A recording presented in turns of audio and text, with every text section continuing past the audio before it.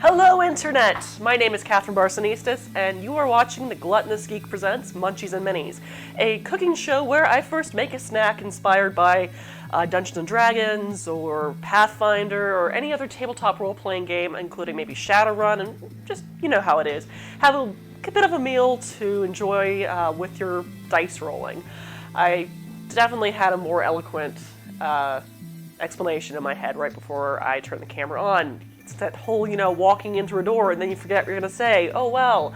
Yes, I am now in day 2 of working from home, so if I'm a little nutty, understand that I've been looking at my cat's roommates and computer screen for the past 8 hours, so please forgive me on that. I hope that you guys are handling the quarantine better than I am, because to be honest, I am pretty darn lucky, all things considering. Everyone, stay safe and wash your hands. I washed my hands right before I did the stream, so wash your hands. And that's all we're going to talk about the plague for now. Let's go ahead and start figuring out what we're going to cook tonight. So, last week, or rather the week before, we did a roast lamb rib inspired by the Dalliance restaurant from Pathfinder. This week, we are going back to Dungeons & Dragons to reference Dragon Magazine issue number 418, their Ins in an Instant article, which was published, I want to say, in 2012. My notes are in another email at the moment, either 2012 or 2010.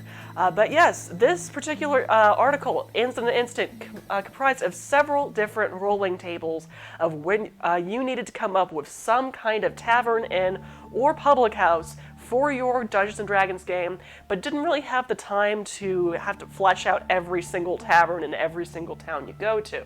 So this set of tables not only gave you information on like a kind of roll-by table for maybe the innkeeper or his temperament or the decor of the pub, but also menus, including various dishes. And the cool thing I really like about this article is that each table had a different type of geographical region associated with those dishes. So we're talking like desert sort of like in dishes, and plains like with dishes inspired by North American kind of indigenous style ingredients cuisine. In fact, my second episode of season 2, the buffalo with honeycorn, is from that table. So we have returned back to our set of tables, and for this particular recipe, I kind of had to figure out what I was going to make with what I kind of had before the grocery store rush happened. I know I wasn't going to talk more about the plague, but it happened. It's happening. And you guys probably rushed Costco or Sam's Club like, well, we did. Or you may actually happen to have, pork lying around, because a lot of people don't tend to go for a pork roast when they go to the meat aisle. They usually go towards beef or chicken. Pork is not only cheap, it is actually incredibly easy to cook, and it is on the Port City table of the Ins in an Instant article in Dragon Magazine 418. You can find the issue on Scrivener. If you happen to do one of those it's a 30-day trial for free. You can get that PDF for free on Scrivener. Just look up Scrivener, Dragon Magazine, issue 418. There you go. But the Port City table had a pork loin with gravy listed with it for it. And the really cool thing about these tables, too, is they also have paired drinks, like liquors, wines, whatever, to go along with each dish. So you have that little fun accompaniment. So the pork loin with gravy listed on this table was paired with Grand Reserve, which sounds a lot like a nice dark red wine or port. So we are going to be making a caramelized leek stuffed pork loin tonight with a port, like wine, beef gravy made from the drippings. We're going to be doing this almost completely in a cast iron skillet and in the stovetop in the oven. That's right, my speech is going all over the place tonight. Send wine. Actually, speaking of which, I need to get my wine out. Wine. Okay, the dad joke's over. First, I need to preheat the oven to about 450 degrees Fahrenheit, so I'm going to go ahead and do that. While I am waiting for that to preheat, which it's already a little on the warm side anyway, because we just made fresh bread. Look at it! Haha! We ate half a loaf of bread before the stream, please forgive me. So the oven's still a bit hot, around 200 degrees, so I'm actually going to have a lot less time preheating that oven. Next, I need to start prepping my ingredients. So what I will need for my gravy is about 2 cups of beef broth. Now, granted, this is not like the stuff you get in a box. This is beef bouillon and hot water, still a bit warm from when I mixed it up right before the episode. And to that, I want to add some Cabernet Sauvignon, because I think my husband drank what was left of the port. Like I said, I'm kind of working with what I have available, considering grocery store craziness. So we are going to be using a Card Bordeaux, or rather a Cabernet Sauvignon, for our recipe and also for general drinking, because dang it, just dang it. So yeah, I will say the only, I am one of the lucky folks. Oh, gah, wine on the floor. So you're gonna need to add about a cup of red wine to your beef broth. I already put a half a cup in. Okay, and there's the other half a cup. Gonna keep holding on to that. Set that to the side. And then pour a half a cup for myself. And my very, very classic coffee mug that I was drinking cider from earlier. Yes. It's after 5 o'clock. It's no longer considered day drinking. I mean, depending on which time zone you're in anyway. Okay, so I have my wine and beef broth mixture. Let's go ahead and switch to our prep cam. And do forgive me because the sunlight is streaming in through the window and kind of messing up the lighting on pretty much, well, everything. So, to our beef broth and wine mix, we are also going to be adding a half teaspoon of rub sage. So, the dry stuff that you probably already have in your pantry. And just grab a half teaspoon measuring spoon from the cabinet. So I'm just going to add that to that. And a teaspoon of dried thyme. Also should possibly be in your spice cabinet. And that's about a half teaspoon there. And just kind of give that a stir.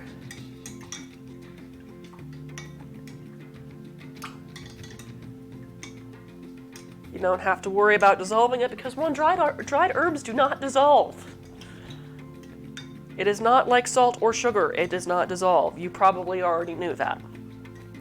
But, just kind of make sure that it's all moist. Yes, I said that word. And all kind of mixed in together. And I'm just going to put this back here with my stovetop for when I need it for caramelizing the leeks. Now, speaking of leeks, that means I need to take one and slice it up. Yes, I know, dad joke. Stream, I am your father. If I had a penis. So, okay. Just need to, trouble with leeks is that you really need to use only the light green parts. This is the dark green parts. So I'm going to be cutting as much as I guess it's going to go back here. So let's go with back there. And then I'm going to start slicing this. Slice off that root end there. into manageable hunks, because as you see here, I'm going to be able to remove these outer green layers as I go further back on the leek. I mean, that's good enough to work with. The rest of these things, I'm going to rinse, and then I'm going to throw them in the stock bag I have with the lamb bones that I have left over from that lamb roast I made 2 weeks ago. So I'm just going to stick that in here for now until I'm able to move all of that. And I'm probably not going to need that much leek greens, so this can just go in the compost later. And do the same with this one here. Once again, just kind of cut these into manageable hunks, and you'll see what I mean why I call them manageable hunks in just a minute here. Just gonna toss that in the compost. And okay, so first we're gonna start out, these are gonna go in the little root ends are gonna go into my stock bag. You'll see what I mean in a minute. See how I just have the white parts here? First, you just want to split them in half, and just to give you a quick, very quick kitchen knife lesson, the way you properly hold a kitchen knife, or in this case, this is a chef's knife. There's also, this is a chef's knife. You can recognize it by its shape. Other knives you might have seen in use that would also work, that's also a chef's knife, is a Santoku, which I have around here somewhere in my cheap knife block. Aha! Santoku. So this is a chef's knife. You can tell by its shape it is kind of flat on the bottom there, but has that point out there. That's another shape of chef's knife. Well, about the same. Or more recognizable by the larger blade, as you can see. I prefer to use them, but you can also use a Santoku, which you notice it is a bit wider, has more of a blunt edge to the top of it. This is usually better for chopping, usually used more in Asian-style cooking, hence the name. Like I said, I prefer the chef's knife because it works better with my hand as well as my cutting technique. I like to do the whole rocking motion when I cut, which works better with a chef's knife than it does with a Santoku. Or at least it does with me. I mean, you may have a different experience. Okay. Why, hello, Perry Daniels. It is good to see you on this afternoon/evening. Someday, when the plague has recessed from the corners of Atlanta, I shall have you over again, and we shall hang. Okay, so, what you want to do, and holding your kitchen knife, is, for one, I need to kind of pull out the camera a bit so you can see better what I'm doing. You will be taking the index finger of your dominant hand and putting it up here against the blade where it meets with the handle. Then you're going to put the thumb on the other side right there and curl your fingers around there comfortably. And you see that I don't really have it completely parallel. It doesn't have to be. You basically have to maintain a good control of your knife while holding it comfortably, and so you're not straining your hand and giving yourself carpal tunnel. That's really bad. So I'm just gonna slice this right down the center, lengthwise, and you notice the reason why I'm not doing this is not very stable. A lot of knife cutting is creating first a stable surface and then dividing. So there you go. You see we have these kind of half-moon sort of wedges here. So then I'm just going to cut these into about, I want to say 1/4 inch thick strips here. I mean, you'll mostly be able to eyeball it. The idea is just to have everything roughly be about the same size. So I'm just going to toss these into my measuring cup and continue to do my slicing.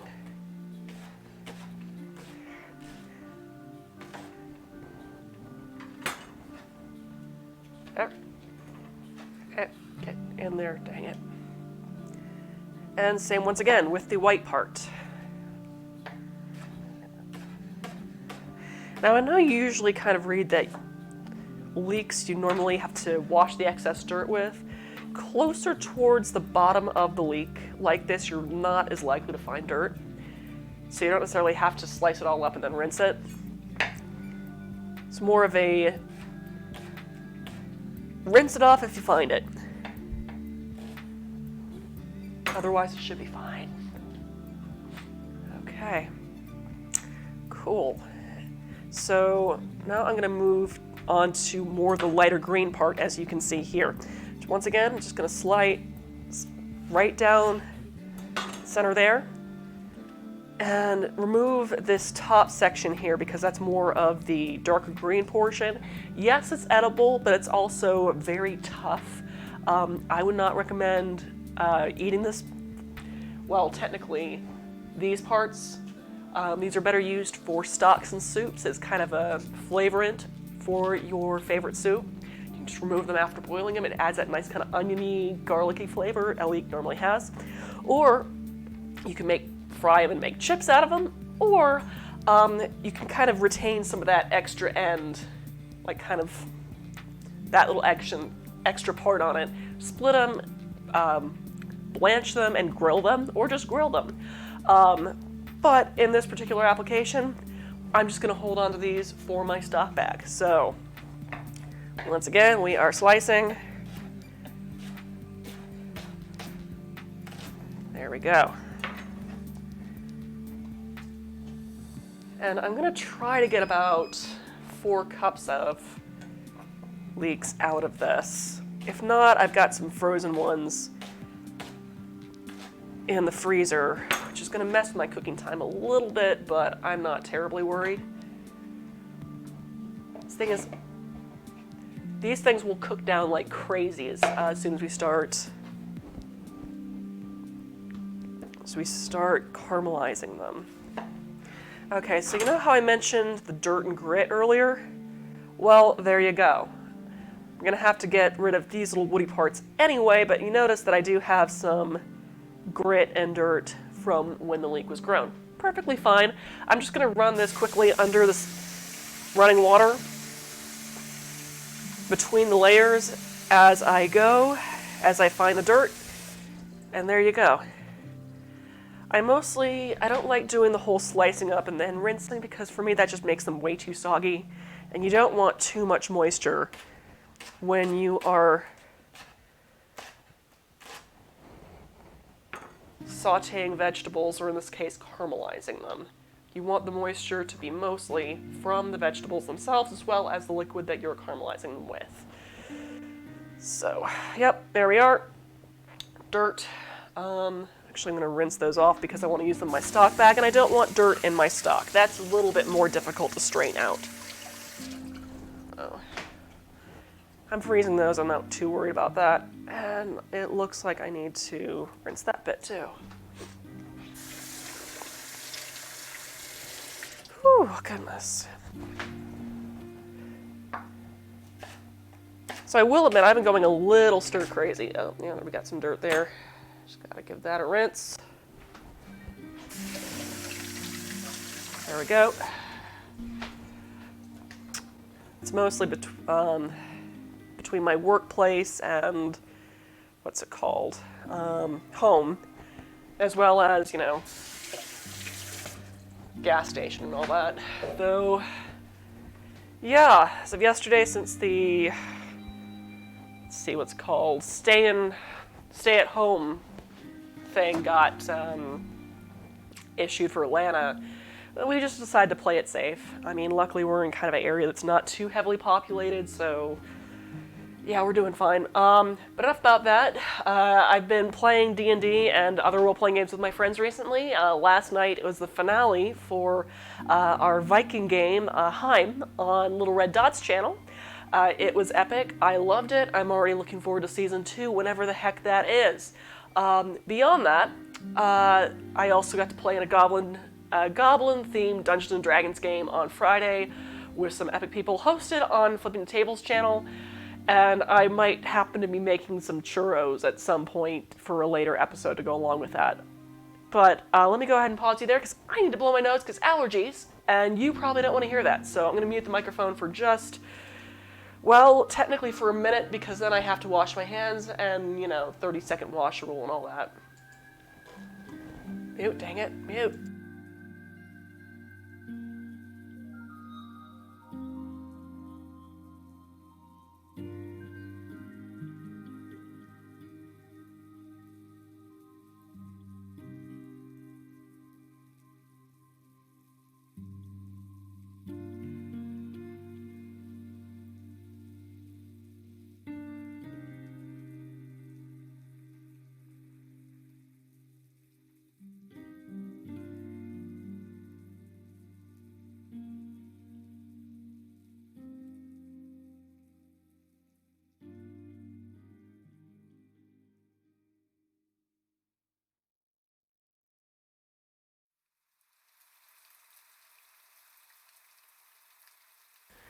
Okay, and we are unmuted.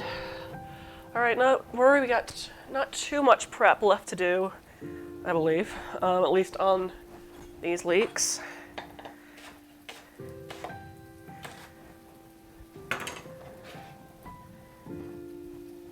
Just 2 more sections to cut, it looks like.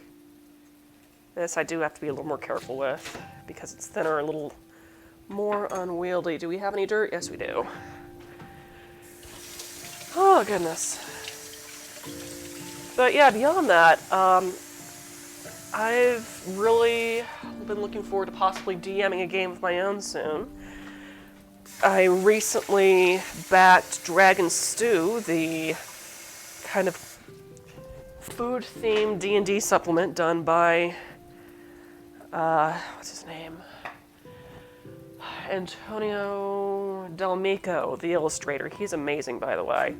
It comes with 2 adventures. I'm looking forward to when that supplement comes out because I am so running it on my channel. What I want to do at some point. See, Lana, thanks for still releasing videos and for doing what you love during this hard time. It means a lot. Oh, thank you, Alana. Yeah, to be honest with you, I am trying so hard to get back on schedule because, you know, it keeps time going, and I've finally had the time and drive to actually start getting things out. So yeah, if anything, even though I was kind of, I guess, dreading, like dragging my feet, getting to this point of when I would be streaming, because I kind of want to just sit outside and have a drink next to the fire pit, but I'm realizing how much I'm missing human interaction, and doing streaming and everything has been, oh gosh, it's definitely been helping me kind of get I feel like I'm connected to the world still. Otherwise, it's just me and my fuzzy coworkers, my husband and my roommate, and my boss. And whichever one of the agents at my new job happened to be calling me, going, what's going on with my commission? And I'm going, I don't know, I'll ask the help desk. But yeah, like I said, I would love to do another tabletop game soon at some point. I don't have any scheduled. I mean, I will admit part of this is just really to kind of get me going until Gen Con. Hopefully we'll still have Gen Con, knock on wood, or in this case, knock on bamboo. That still counts as wood, right? So, yeah, and I feel like this is a really good time to do collaborative storytelling. Now, once all of this is over, mind you, I'm going to go ahead and tell you about what I'm planning on doing here in Atlanta. See, there's this site called Eat With, and hopefully it'll still be around by the end of the outbreak. And even then I probably will find some other way of not using it, but I kind of want to because of their whole system and protections and all that.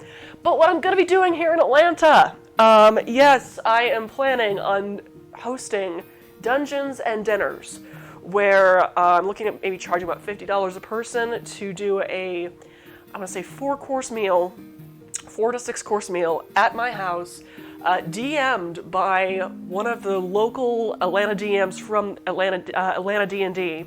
Hopefully, I've already got a couple people from Flipping the Table, as well as Loot and Dagger, Stellar Arcanum, and I think D4 as well, who are interested in being DMs for the night. As we lead you through an adventure, I feed you a meal that happens to be based on the adventure, as well as have you sample our homemade mead in my house here in North Atlanta. So yeah, that will definitely be coming up when it is safe to do so. I was originally planning on starting to do this around June, and yeah. But, I mean, I know that people have asked me if I do catering before. I don't do well I know for a fact that I would not do well in a commercial kitchen environment. My social anxiety would kill me. But I still love cooking for people, and with Game of Thrones no longer running seasons, I can't really do my big 17-person Thronesgiving anymore. As well as I've got my wizard party each year, but that doesn't really have the same level of, I want to say, it's different cooking for a party than it is for a dinner party. And the reason why I love doing dinner parties is that I'm able to show off and plate and have these meals where I can kind of explain what's going on, but also you can sit down and enjoy them and have conversation going. As opposed to a party, it's like I have people standing around the table and grazing like every 30 seconds, which, don't get me wrong, I love that too. I am one of those people grazing every 30 seconds when I'm not plating things. But in the meantime, I just want to, have that environment where you can feel fully immersed in an adventure and have that tavern food that looked pretty darn good in the game as the DM's describing it. So, yep, coming up when to be determined by hopefully not the apocalypse. Yeah, beyond that, let's see, I'm gonna need about 4 cups total. This is about 3 cups. Like I said, I've got some frozen leeks that I've pre-sliced on a different occasion. That is the nice thing about leeks. If you get them on sale, and I would say if they're on sale, grab them, slice them, freeze them. They last forever in the freezer. So, I'm just gonna add a couple handfuls to that to give us our rounded 4 cups. There we go. It's not ideal, but it works. All right. So now I am just going to turn on my cast iron skillet, which switch to the stove cam. You can see what I'm doing there. I've got a 12-inch cast iron skillet here. You can probably use a 10-inch, but considering I'm using so much leeks, considering the size of this roast, you will want a 12-inch skillet. Either cast iron or oven safe, which means you could also use stainless steel. I prefer cast iron because it's natural nonstick, and it keeps a more even heating surface, which is really kind of perfect when it comes to caramelizing any kind of onion, allium, leek thing. So, right, I was going to put that over medium heat. I'm currently using a gas stove. It will probably take you much longer to heat up if you are using electric. In which case, I suggest you start heating your cast iron as soon as you start prepping your leeks. This I don't have to worry about so much because gas. I just don't want it smoking, especially since I'm going to be putting olive oil on there. And even though, you could get your olive oil to its smoke point, but that's also when the quality of the oil just starts degrading and releasing a lot of toxins and carcinogenic properties.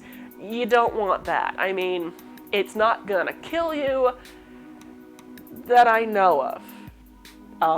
Asterisk, please don't sue me. I'm not entirely sure of that. Just something to keep in mind. So, right, that is heating up.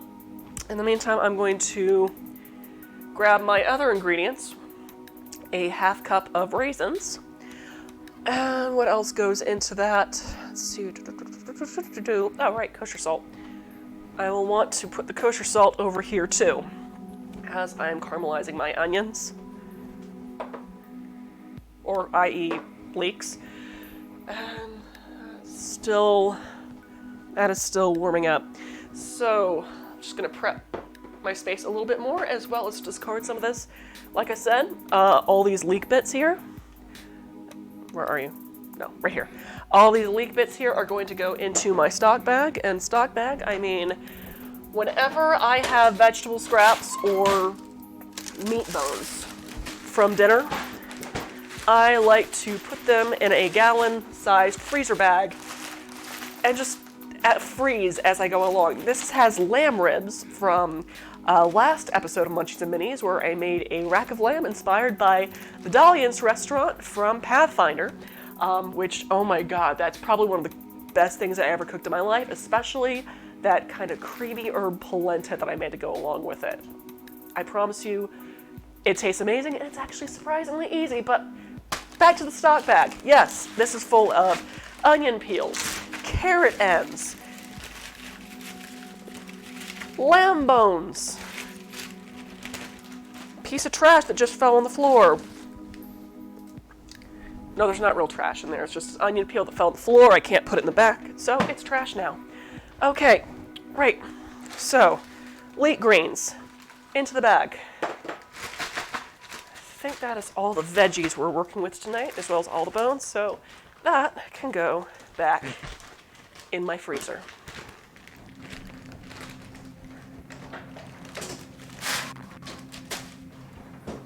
Wha-bam. All right, how are we doing heat-wise? That is still heating up. All right, this thing I wrote and sent to myself in an email format so I could print it.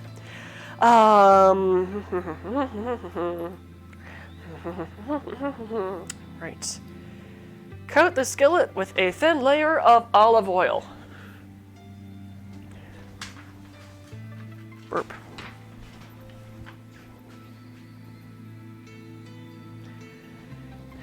And I'm just gonna let that coat, swirl it to coat a little bit.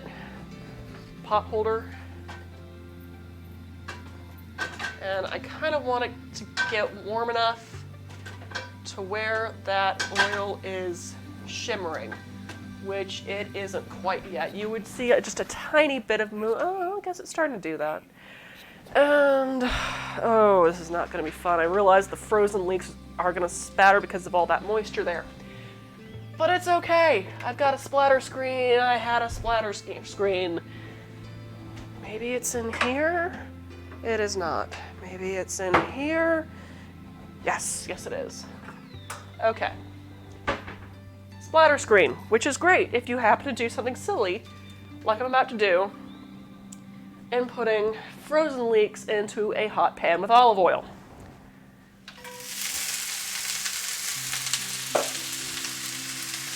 Okay, so I'm just going to roll this around some to one, coat all of that with oil. I'm going to add another drizzle of oil to that, as well as a pinch of kosher salt. And as you're pinching kosher salt, you want to take about 3 fingers here, your thumb, and just, there you go. And it's kosher salt, so if you're wondering, oh, that's going to be salty. Nope.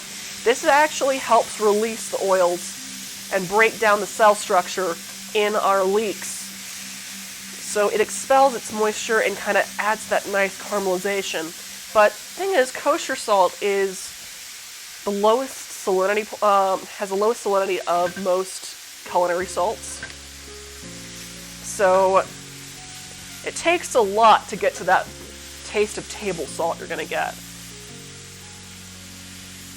Okay, so now we're just going to let that sit, and I don't have to worry about the splatter screen as much, so I'm just going to let that do its thing as I find where the heck I put my instructions. All right, I forgot to put the raisins in.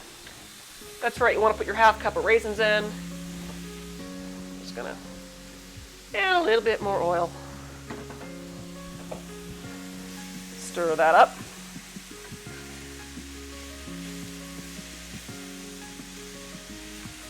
And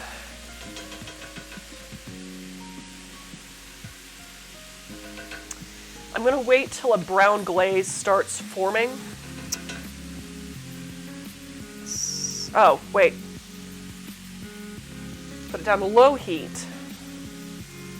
And then just let that cook. I'm going to check on this in about, let's check in about 4 minutes.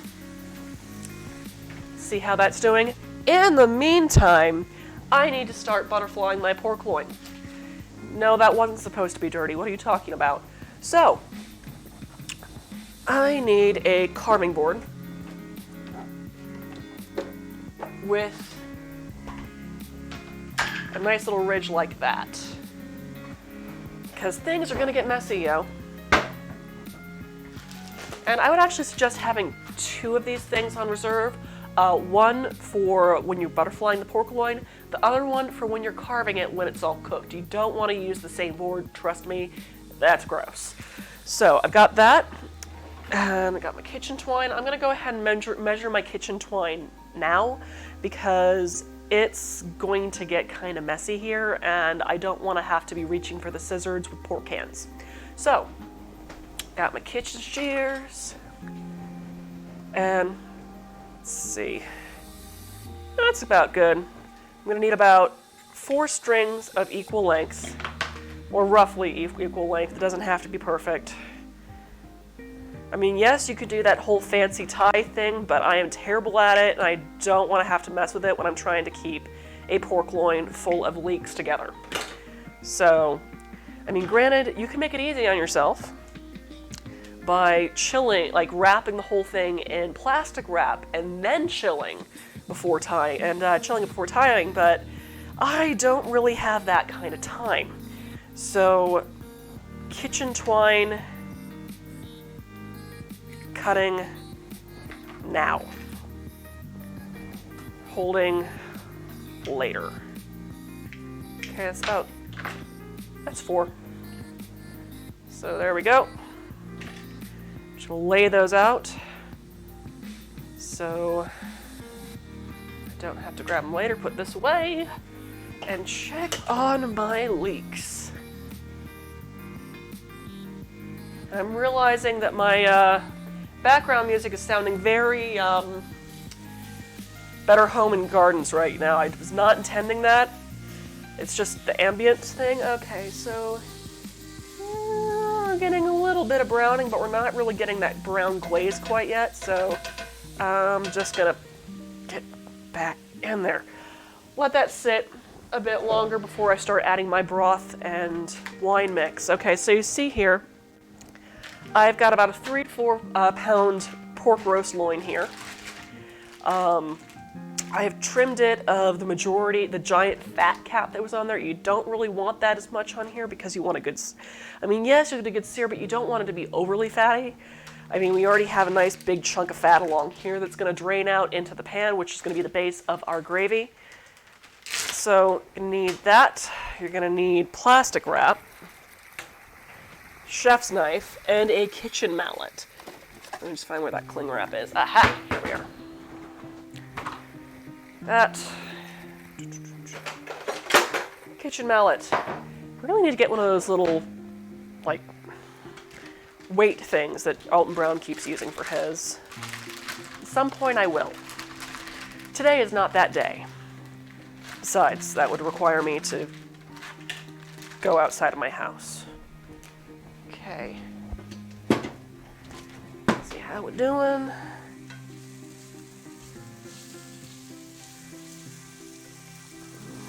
Alright. Still not quite getting that yet. Okay, so next up. That was about the 4-minute mark, wasn't it? Well, let's check that really quick before I mean, we're seeing a little bit of browning. I'm going to put the heat up just a little bit to medium-low.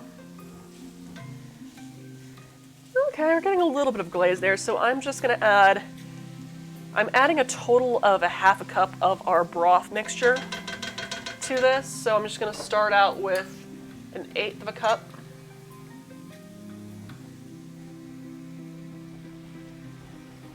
Start out. Stir that in.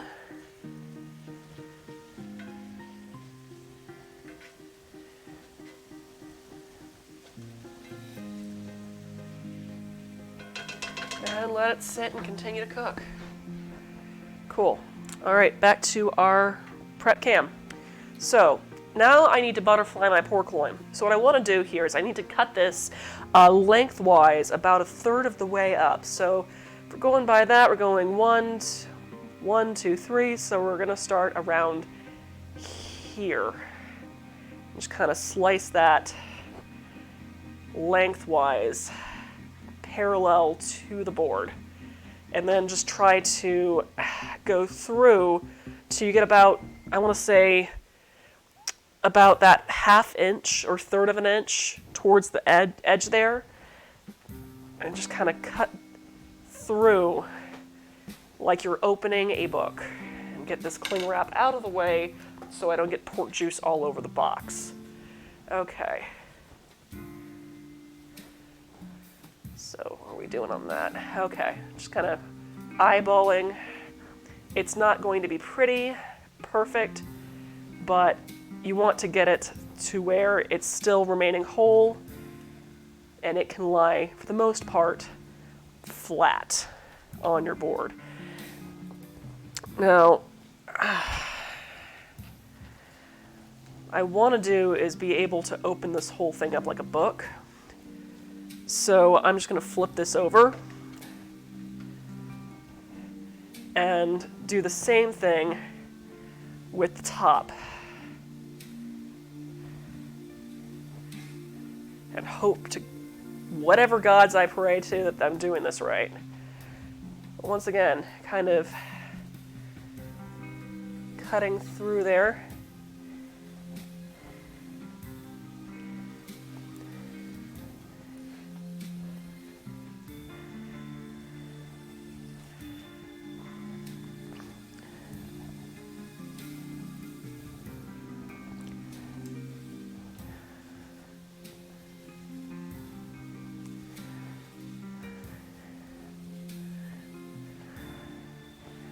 Okay, and we just want to get that so it is laying flat. And this is the point where I'm going to check. Whew, that looks good. Okay, so now this is at the point where I'm going to check the leaks to see how those are doing. And how are we doing on that? That is definitely getting a little bit of a glaze there. So I'm going to add another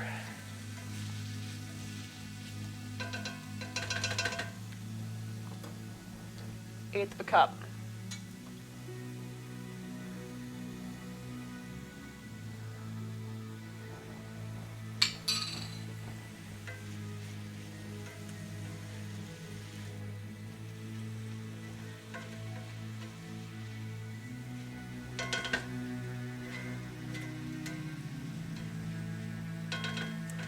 And let it sit a bit longer. And replace my spatula with a clean one. I'm doing so well at this. And clean the leaks off my floor so my cat doesn't poison herself. All right. There we go.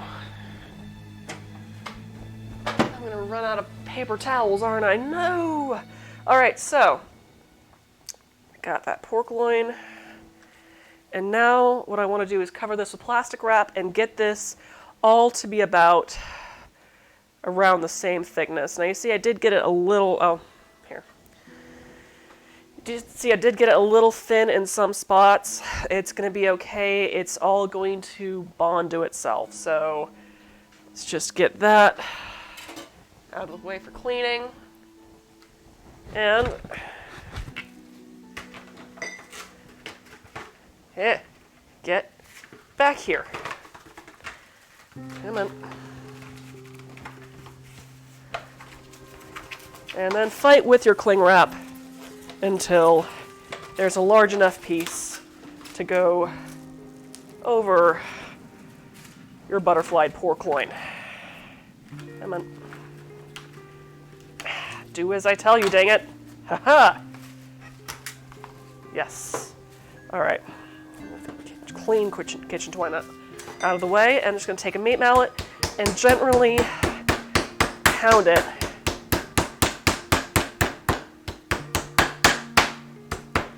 to an even thickness.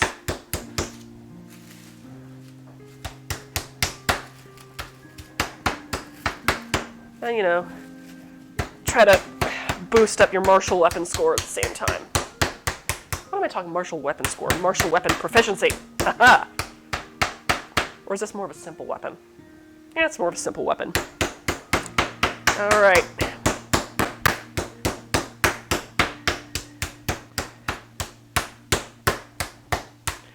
Okay, how are we looking?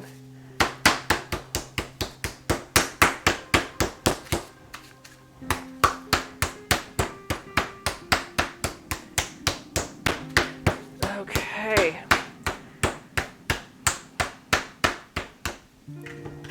And I'm going to check on the leaks to see how we're doing with those.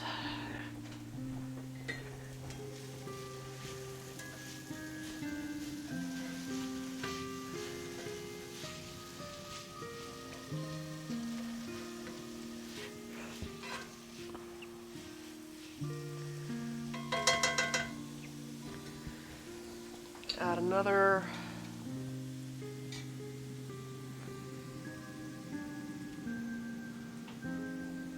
Eighth of a cup to that. So we're now at 3. I might just end up adding a bit more at some point soon.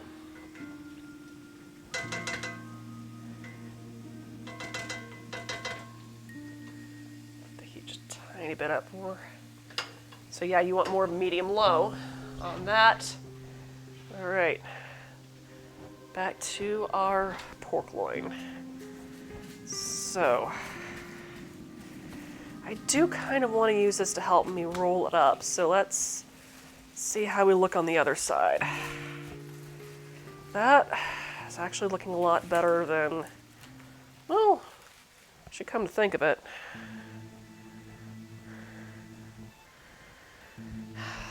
Yeah, in that case, do I have, oh good, that isn't cut through. I'm going to flip this over on our plastic wrap. So like I said, I'm going to use this to help me roll up our pork loin once I put the filling up. And that way, so it's a little easier for me to tie it together, well, keep it together while tying it together. So I'm just going to move that. How is that side looking? Is that looking more uniform? Actually, I think it does look a little bit more uniform. Well, that could be pounded probably just a wee bit thinner. It's fine.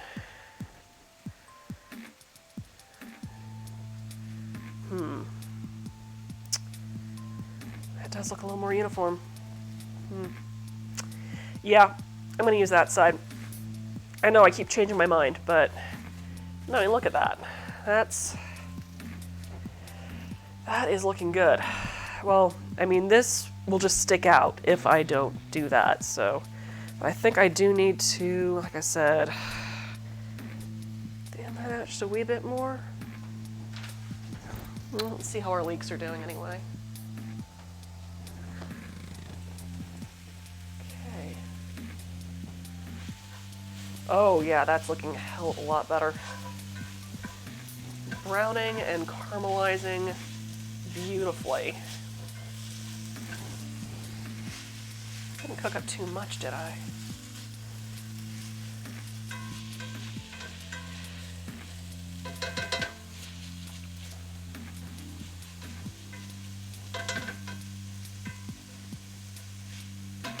Just gonna add another pinch of salt. And give my hands a quick wash. Even though thought just occurred to me, I do need to coat this with olive oil on both sides, as well as kosher salt and pepper. Which pepper is in here. Kosher salt's over here. Now I'm gonna wait till I get this rolled up before I start coating the other side. But in the meantime, I'm just going to take some olive oil, give that a little bit of a drizzle, rub that all over, giggity,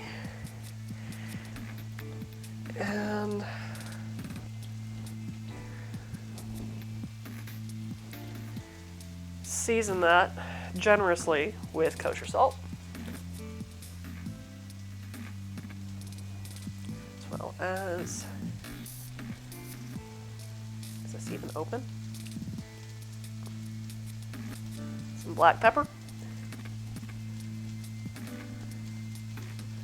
There we go. Oh, that's the thing I was working with. There you go. So, still waiting on those leeks. How are we doing with these?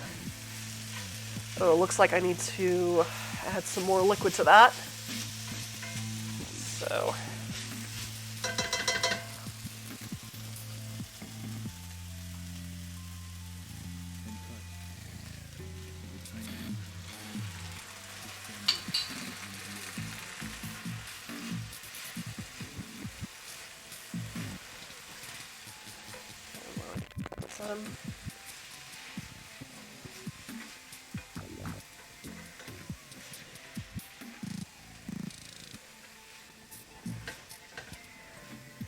might end up adding about 1.5 cups, possibly, depending on how much these cook down. Okay. Wine. Okay. Now I'm going to wash my hands. For now.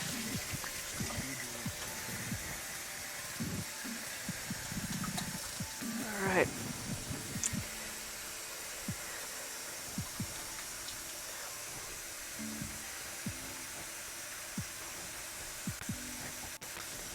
So anyone see any good shows lately? I've just made my way through the entire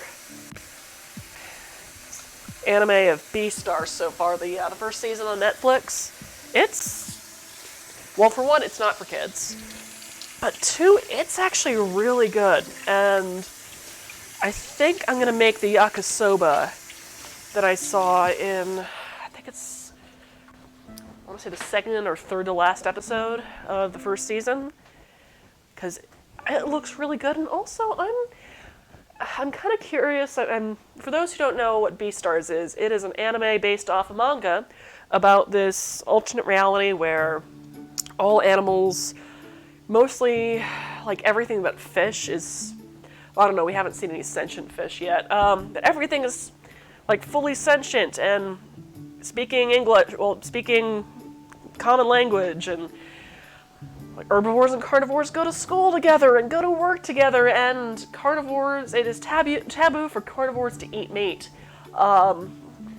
We follow this character wolf who falls in love with a bunny after trying to possibly eat her by accident. But yeah, it is really interesting because you're seeing the carnivore meals kind of a vegetarian sort of take on the nutrients that carnivores need, which is not entirely accurate. I mean, for one, they're feeding felines tofu, which, you know, it's great, but cats are also obligate carnivores, and they need animal protein. So, it's not entirely accurate, but the yakisoba that we see the wolf character eating in this episode is just with an egg, and, you know, dogs can eat a heck of a lot more plant matter than cats can. So I'm curious to make a yakisoba that would kind of satisfy a carnivore and what their biological taste really aim them towards, which is a lot of amino acids from animal protein. So I'm thinking, since shiitake mushrooms have a very meat-like flavor, that would be a pretty good option to use. Kind of make sort of a broth using, what's it called? Shiitake mushroom bouillon or something. Now it's interesting because yakisoba sauce is actually based off of fish sauce and oyster sauce, as well as, I think, ketchup and mustard, or possibly even horseradish, which, I mean, considering we haven't seen any marine animal, well, we haven't seen any fish yet. We've seen marine mammals. We've seen amphibians, but we haven't seen any fish. So maybe they eat fish? I don't know. I haven't gotten to that part of the manga yet, if there is a part of that to the manga. Alright, this is caramelizing beautifully. I think I'm just gonna add one more.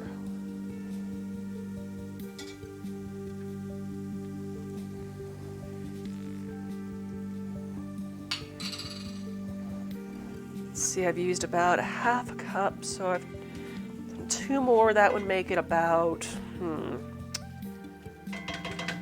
3/4 of a cup of that broth mix in there, but I still want to caramelize that a bit down more. Just gonna let that sit. Ooh, right. What was I doing? Yes, I was talking. But yeah, I kind of want to see how I could figure out a dog's taste, like a wolf's tastes, into a vegetarian yakisoba.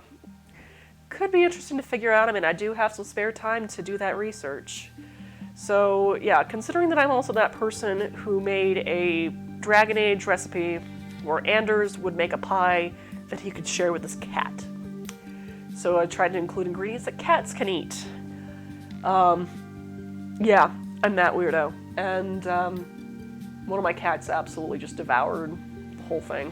That I made a little mini pie, a little mini fish-shaped pie for my cat. Can't call me a crazy cat lady. I'm married. I mean, no, I'm a crazy cat lady. What can I say? So, right. Leeks. How well are we caramelizing? Ooh, that looks good.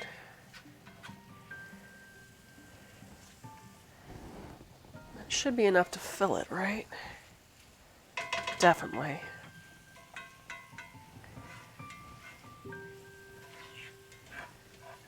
Okay.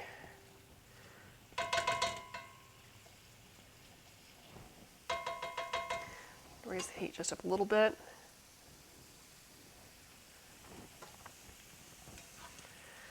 I mean, ideally I would have 2 hours to caramelize these, but we don't have that kind of time or that kind of patience. So I'm turning up the heat just a little bit. Just to speed up the process, even though it's not completely ideal.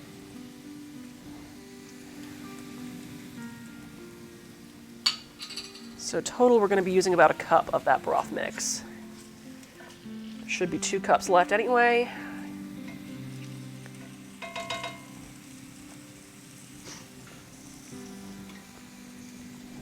I mostly just want it cooked down as much as possible, really. But I am getting close to needing to refill this, and hope it doesn't take up too much space.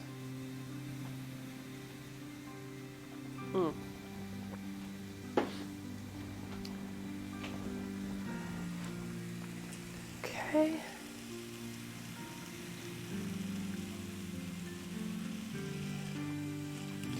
You seeing that kind of brownish glaze that is releasing from the leeks as we're cooking? That's the good stuff there.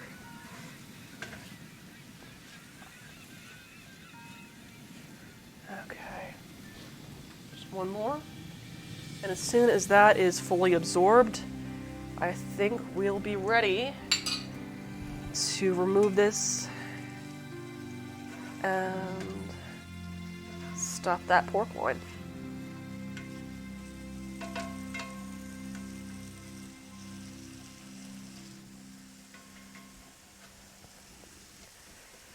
And this is why cast iron is really nice to use for caramelization, because it doesn't stick.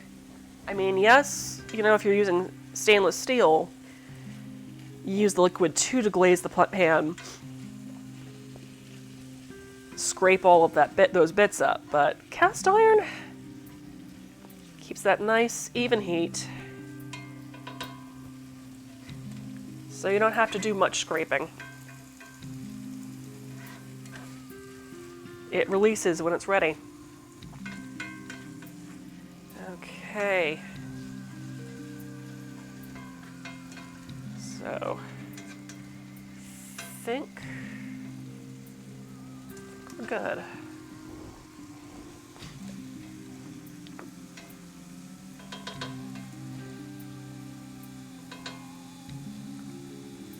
That's still cooking that excess of moisture there. I'm just going to mute for about a minute because I need to blow my nose again. Yay, allergies.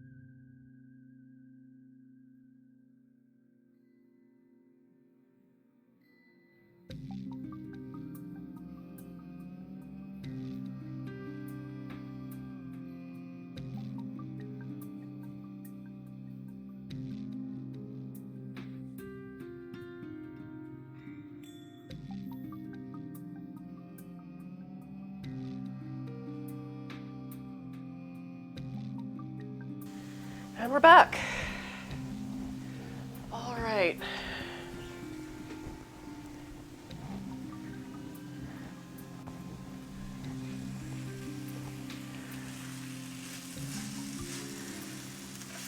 Oh yeah, that is ready. So I'm just going to transfer that back to my measuring cup here.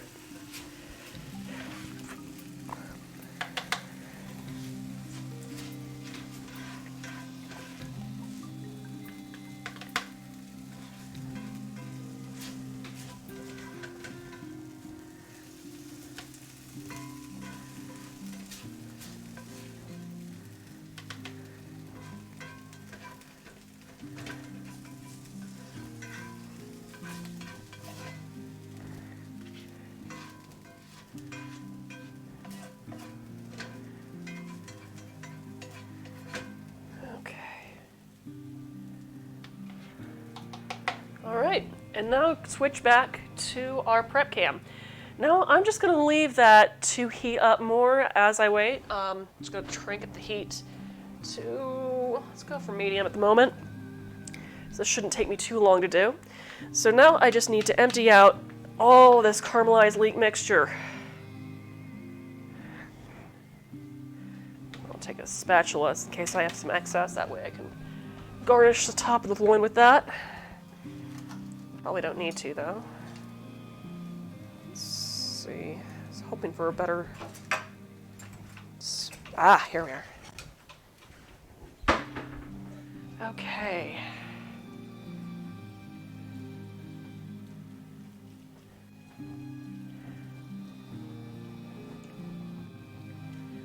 I might actually be able to fit all of that in there. Perfect. Just shovel that on. And move this.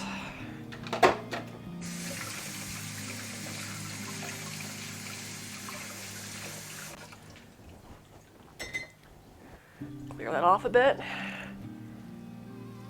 And just kind of spread that in an even layer on top of our pork loin. Okay. Now that we've got that spread evenly, now I'm going to roll it up. So, get on there. So, like I said, I'm going to take the edge of this plastic wrap here and just kind of use that to roll up our pork loin here, pulling on the plastic wrap as I go. Kind of reshaping and pushing that together. I'm going to hold that there still and take our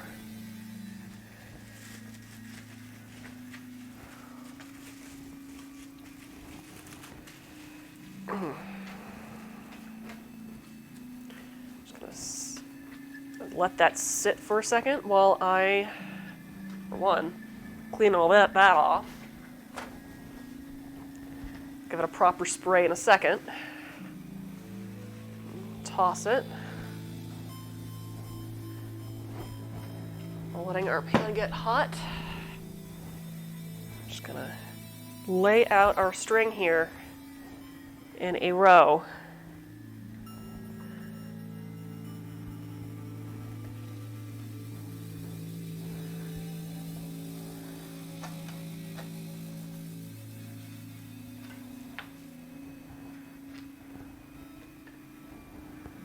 There we are. Put that on top. Yes, I'm going to remove the plastic wrap, don't you worry. Just have to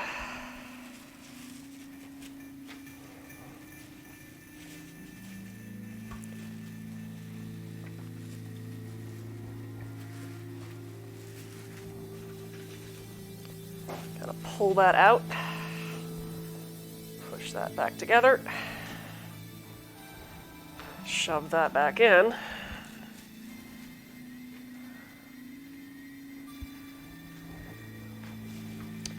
And then tie this together with kitchen twine.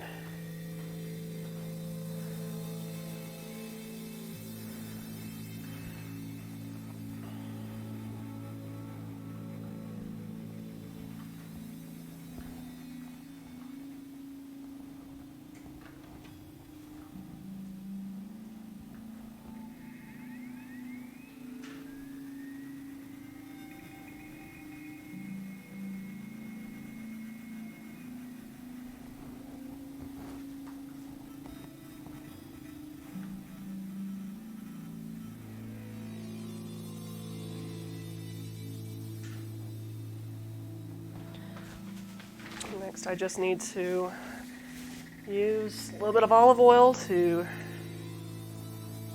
kind of drizzle that out.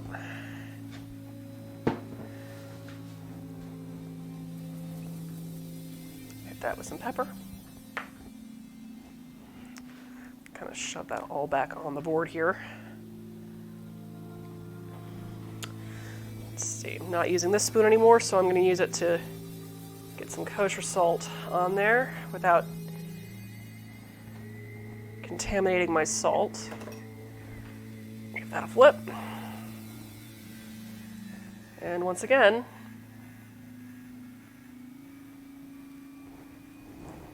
okay, we're getting to a nice smoking hot on. Don't worry, I'm gonna wash everything off as soon as I get this in the oven.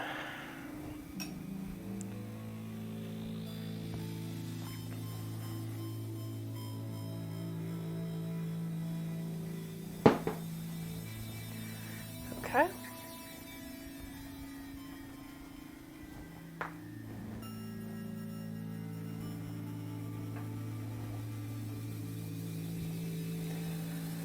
Okay, next up, just going to transfer this big hunkin' thing here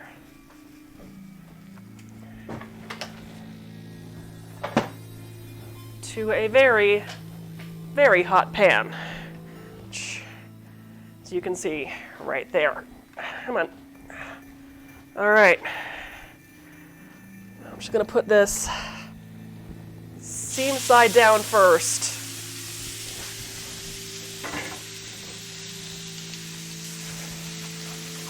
And then set a timer after I wash my hands for about 4.5 minutes. You want it seared 5 minutes on each side for a total of 4 flips.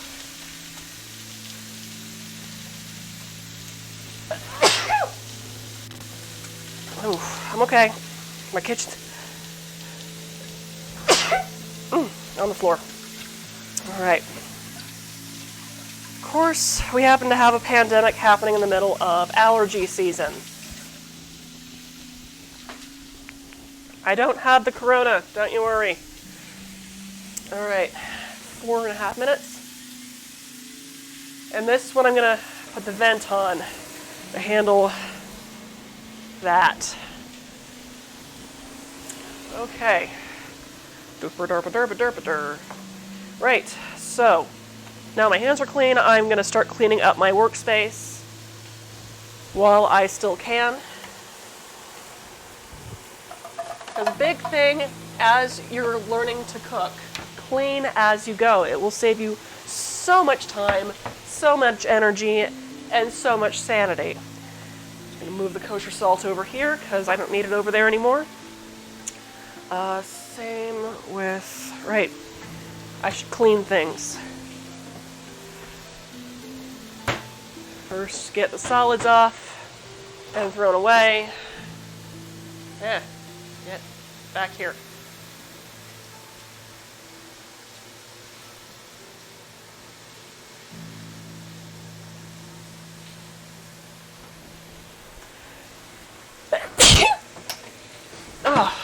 All right. Then clean the surface.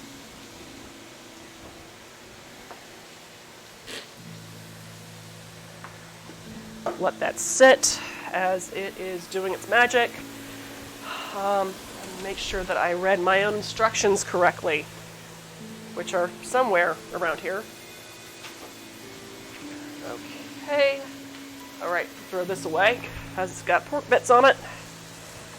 And see. Right. 5 minutes on each side, that's right. Okay. Cool. Cool. Whew. Clean our workspace off so it isn't gross.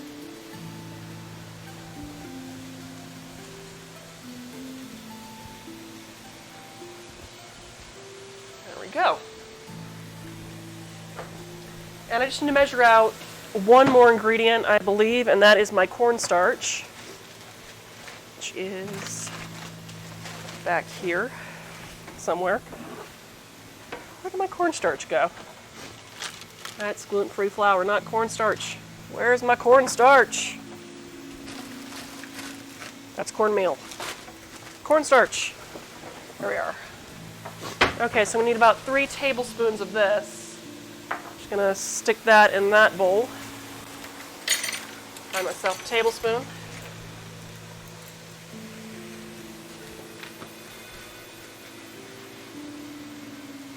One,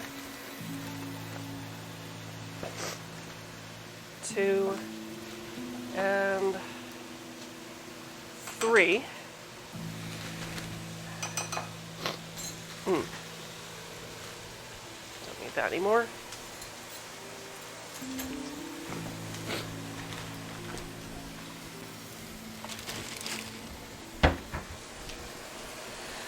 Okay. The reason why I put it seams for side first in the pan is so the meat, as it's cooking, will bind itself to each other. So it's a little bit easier to turn when I flip sides to continue the sear. So we have that going. Next up, I need, how much am I mixing of the cornstarch? It's here.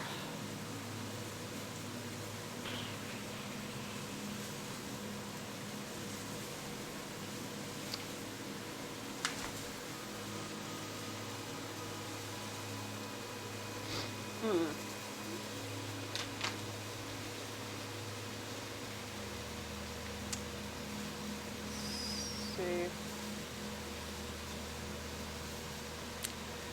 Right.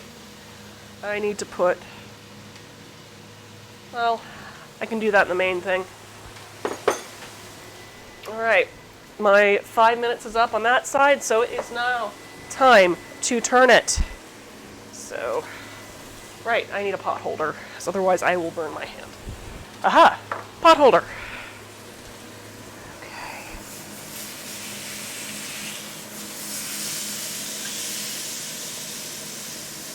Another 5 minutes on that side.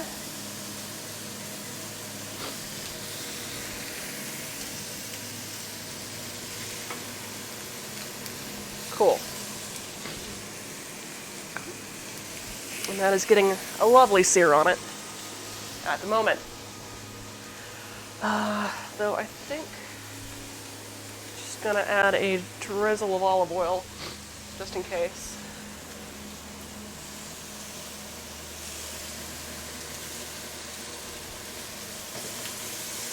Cool. Cool. Excuse me, my allergies are hitting me in the face again.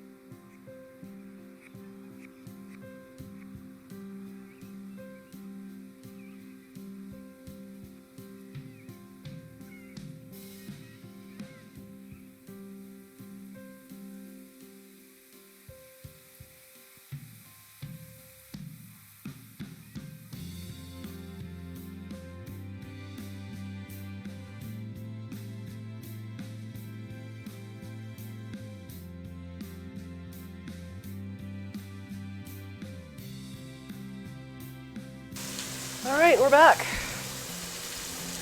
Oh, boy.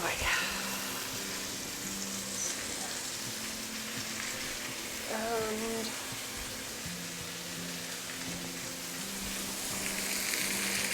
goodness, I could use another drink. So once again, I'm going to consult my box of cardboard dough, or like I said, Cardbournet Sauvignon. And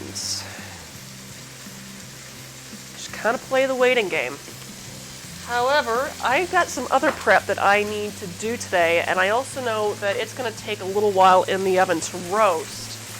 So I will definitely need, let's see.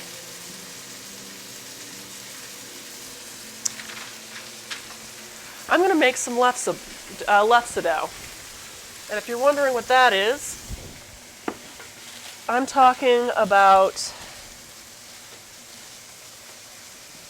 potato pancakes. But for that first, I would need to make mashed potatoes. Now this is also a pretty good skill to know how to do, because the trouble when making the perfect mashed potatoes, especially fluffy mashed potatoes that work well for something, say, like lefse, you need to eliminate a lot of the excess starch. Otherwise, you're going to get something with a very, I want to say Elmer's glue type consistency. It's not pretty. So it is our job to make sure that our potatoes are in good condition. So for that, first you need about I want to say about 1.5 pounds of russets. Russets are usually the best for mashed potatoes, i.e. lefse, because, well, they are. And did my vegetable peeler go missing at some point? Oh gosh. It is somewhere. No, I don't want to julienne the peel off. Where did the frickin' potato peeler go? Oh, I will be so mad if it's in the wash. Maybe it's in here. It's, my so lovely spouse, and I'm not saying that sarcastically, cleaned my kitchen this weekend, but that also means that things may not be where they're supposed to live. Such is the price of getting help. Aha, here we are. No, it is exactly where it needs to be. It's just hidden in the drawer. Let's see, 9, 8, 7, 6, 5, 4, 3, 2, 1, and yeah.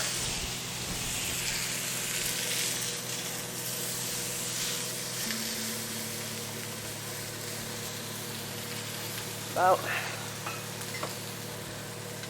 5 more minutes.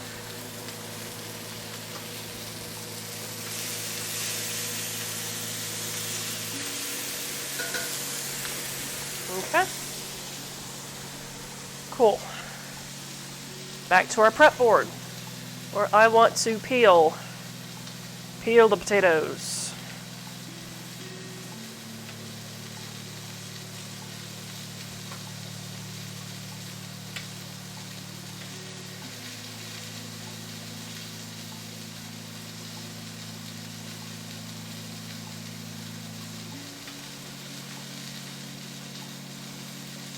Yeah, come on.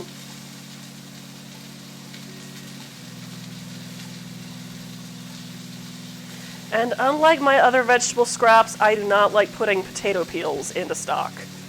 I mean, honestly, you really don't need that extra starch. You're getting that plenty with the carrots and other vegetables that you're putting in there. So these, I mean, if you compost, put them in the compost. If you just throw them in the trash, throw them in the trash. Either way, they will contribute to the natural order of things.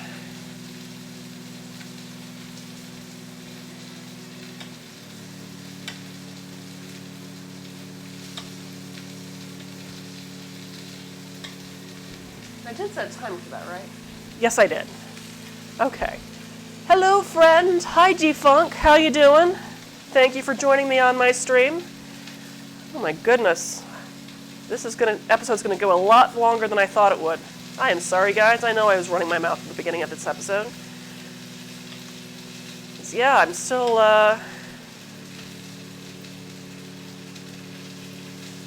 still searing that pork roast. It hasn't even gone in the oven yet. This is one of those things where I would actually suggest, as far as that pork roast is concerned, what you want to do is make it up ahead of time. You saw how I wrapped it up with that plastic wrap. I would actually recommend doing that, getting all that prep stuff done the night before, and then sear it and roast it the following day. That way you can save yourself some time, and also it is just kind of roasting away while you are starting your campaign. This is more of a get-together and feed everyone kind of meal rather than a let's kind of snack and graze on things, admittedly. Now, if you want to have a more snack and graze food, I would suggest my Cheetorbs and Dubicue sauce. They're Cheeto-based sausage balls with a Mountain Dew-based barbecue dipping sauce. They are quite excellent. Every time I've brought them to Dad's garage for, I think potato peeled and pulp impart a weird texture. Yeah, it does. I mean, ow. Okay, good. So I'd cut myself earlier this weekend right there, and that's exactly where the potato peeler hit, but no, we're good. I mean, granted, if you have a potato ricer, which we are using, you can still run it with the skins on, but, you know, I just like to, you know, take away that extra step, especially since I'm going to be rinsing the excess starch off these potato pieces as soon as I finish peeling and dicing them.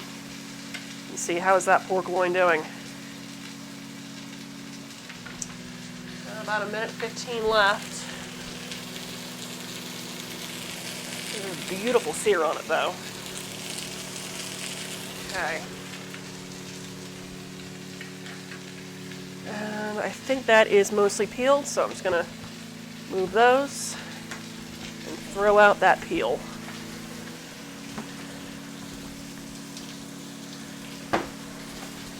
Okay, next up, I'm going to clean my chef's knife of all the pork bits.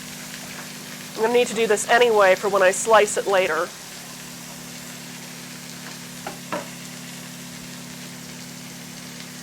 One, two, three, 6, 7, 8, 9, 10. 1, 2, 3, 4, 5, 6, 7, 8, 9, 10.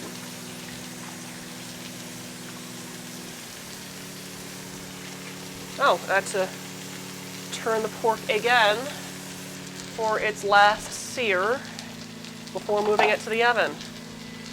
Right, let's switch cams here to the stove cam. Derpa derpa derpa derpa der.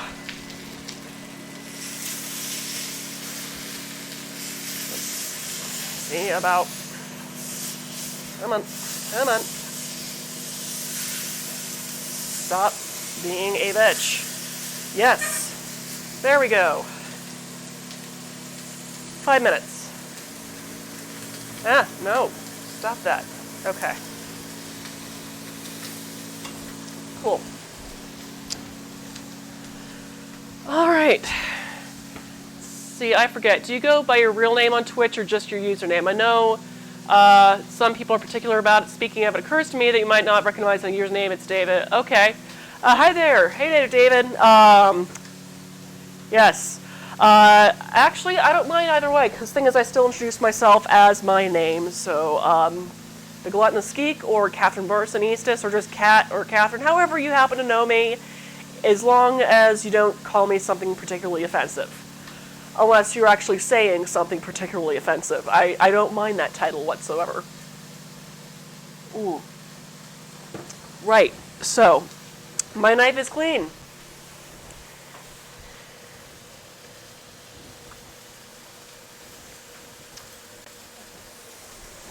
And now it is dry and clean.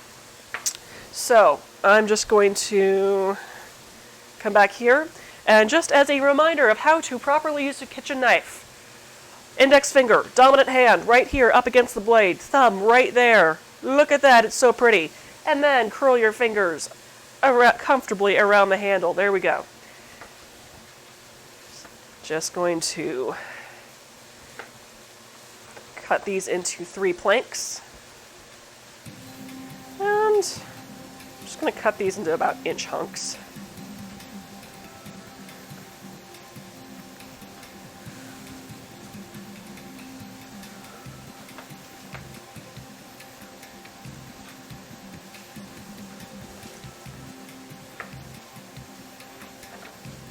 Get back here.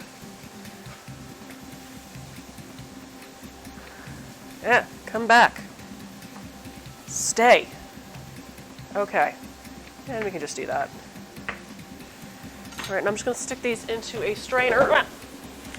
Provided that I don't trip over the footstool and land face first into a screaming hot cast iron pan, that would be bad.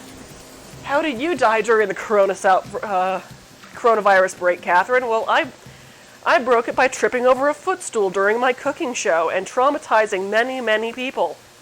How are you doing today?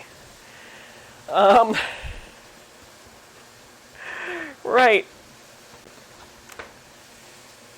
Many accidents occur in the home. And somehow I am sober during all of this. All right.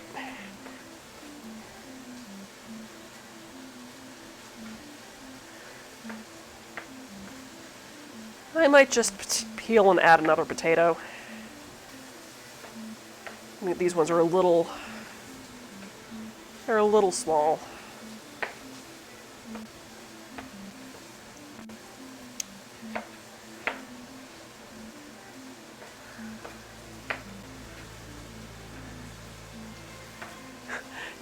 Injury during the stream, bad form, yeah, that would be pretty bad.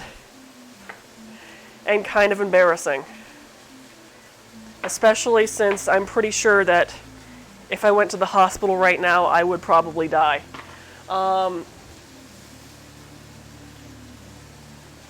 Okay, so, got my potatoes in my strainer. Now I need to get a pot to cook said potatoes in.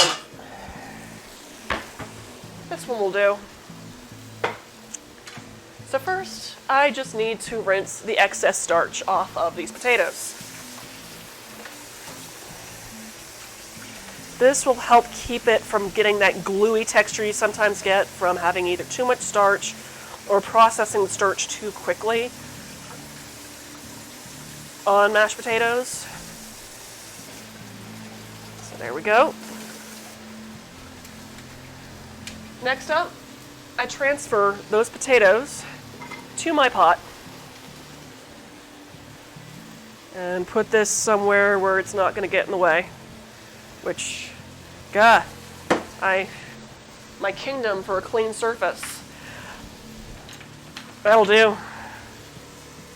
Okay, so, pot of potatoes. Then I'm going to cover the potatoes, just cover it with cold water. Now, I don't want to add potatoes to already boiling water because I don't want the outsides to cook faster than the inside. That is bad. And with that timer, our pork loin is done searing and ready to stick in the oven. But first, I'm just going to turn it so the seam is on the bottom again. I can show you what I'm doing here. Come on, there we go. Seam is on the bottom there. And I'm just going to move said cast iron skillet to the oven, which is currently preheated to about 450 degrees.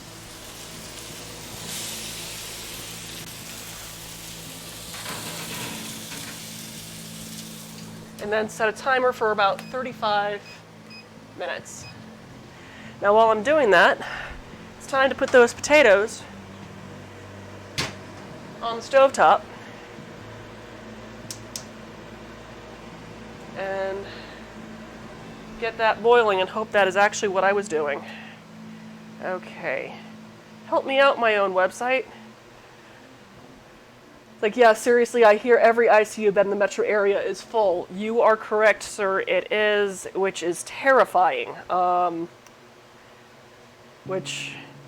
That's right, folks. If you can, stay the fuck at home.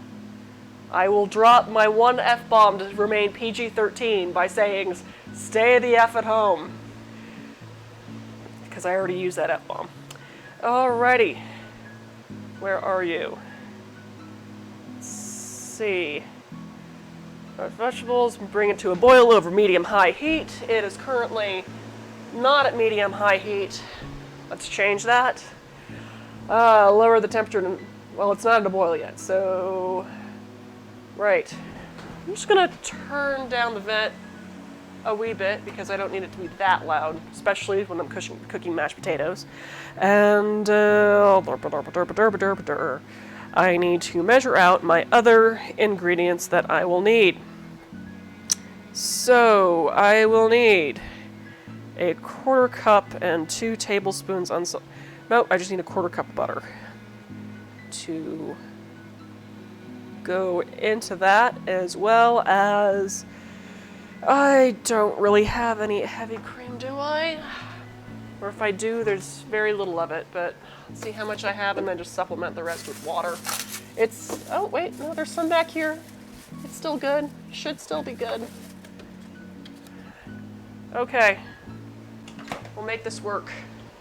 Okay, 1/8 of a cup of heavy cream. Oh, here's an 1/8 of a cup measuring cup right here. So back to our prep board to do some measuring. So, how many do I need? 3.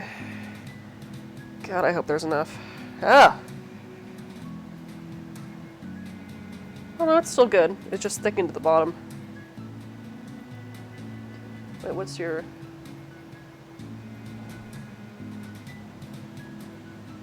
Nope. No, you're no longer good. Sad. That makes me sad.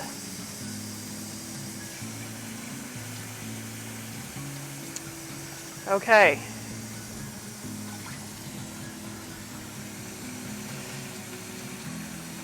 Alright, maybe the other one will be better shape. We'll use a different measuring cup for that. That is also 1/8 of a cup. Alright, there's probably only a few drops in this. April 7th, we're fine on that. Okay. It's not going to be a very creamy lefse, but we'll make it work. We'll just say it's milk. Okay. There's our milk-like substance that is still edible. Right, I was going to get a mixing bowl for my dough once we're done. And I need a cup of flour, which I'm going to venture to the pantry while rambling. Rambling while doing so. To my pantry again. Whoop. G2G, eat my own dinner, enjoy the rest of your stream. Thank you so much, Stablers. Good to see you. Well, I'm David. Tyberg. I know too many Davids. Yes, it's good to see you, dude. Hopefully we'll hang soon. Maybe we'll play music over the stream. That would be fun. Let's do it. We'll figure out a way. I believe in us. We are creative folks and whatnot. And I miss my friends. No, seriously. It's like I'm not even an extrovert. And I am missing the crap out of my friends. Seriously. I want to do some more game stream performing. If you happen to be running a podcast, a D&D or tabletop podcast, and want a guest, seriously, hit me up. I'll make a recipe based off your game. I'm actually serious. I will make a recipe based off your game. That's what I do. But I still get to do so for flipping the table. I will figure out something for them at some point. Right, I need to add salt to that water of potatoes. Derpa derpa derpa derpa der. Where is... Yes. Stove. Stove is a thing. Okay. Multi-stream. Okay, cool. And while I am waiting for that to come to a boil, I am going to dig through my cabinets to find my potato ricer, which is somewhere in there. That's the trouble with having an old kitchen and you're not having any lazy Susans in your cabinetry. Stuff tends to kind of get lost and you end up sort of getting lost in the time-space continuum just to find something like, I don't know, a potato ricer, which was in here. Maybe it's behind the blender. Aha! I found it. Da, da, da, da, da, da, da, da. Please don't sue me. Okay.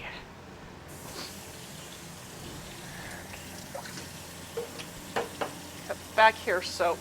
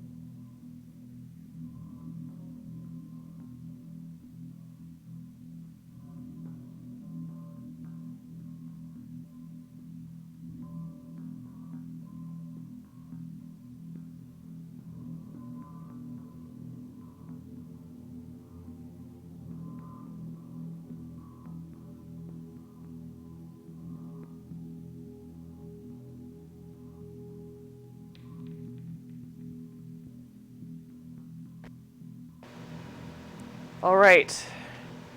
It looks like my battery is... God, I hope my, hope that sound didn't go out too long ago. Oh, yeah, that sound's gonna go out again. Give me a minute, I just need to change the batteries out on my mic pack.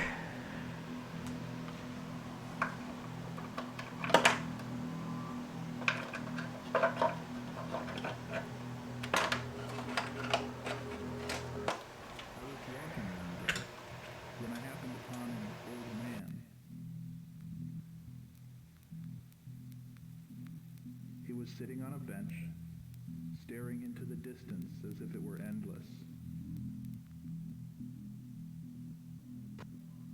All right, and we are back. Good. I don't think the sound went out for too long, but A voice like his hands wrinkled. Okay, good. Accidentally hit the channel button, but it seems like we're still working here.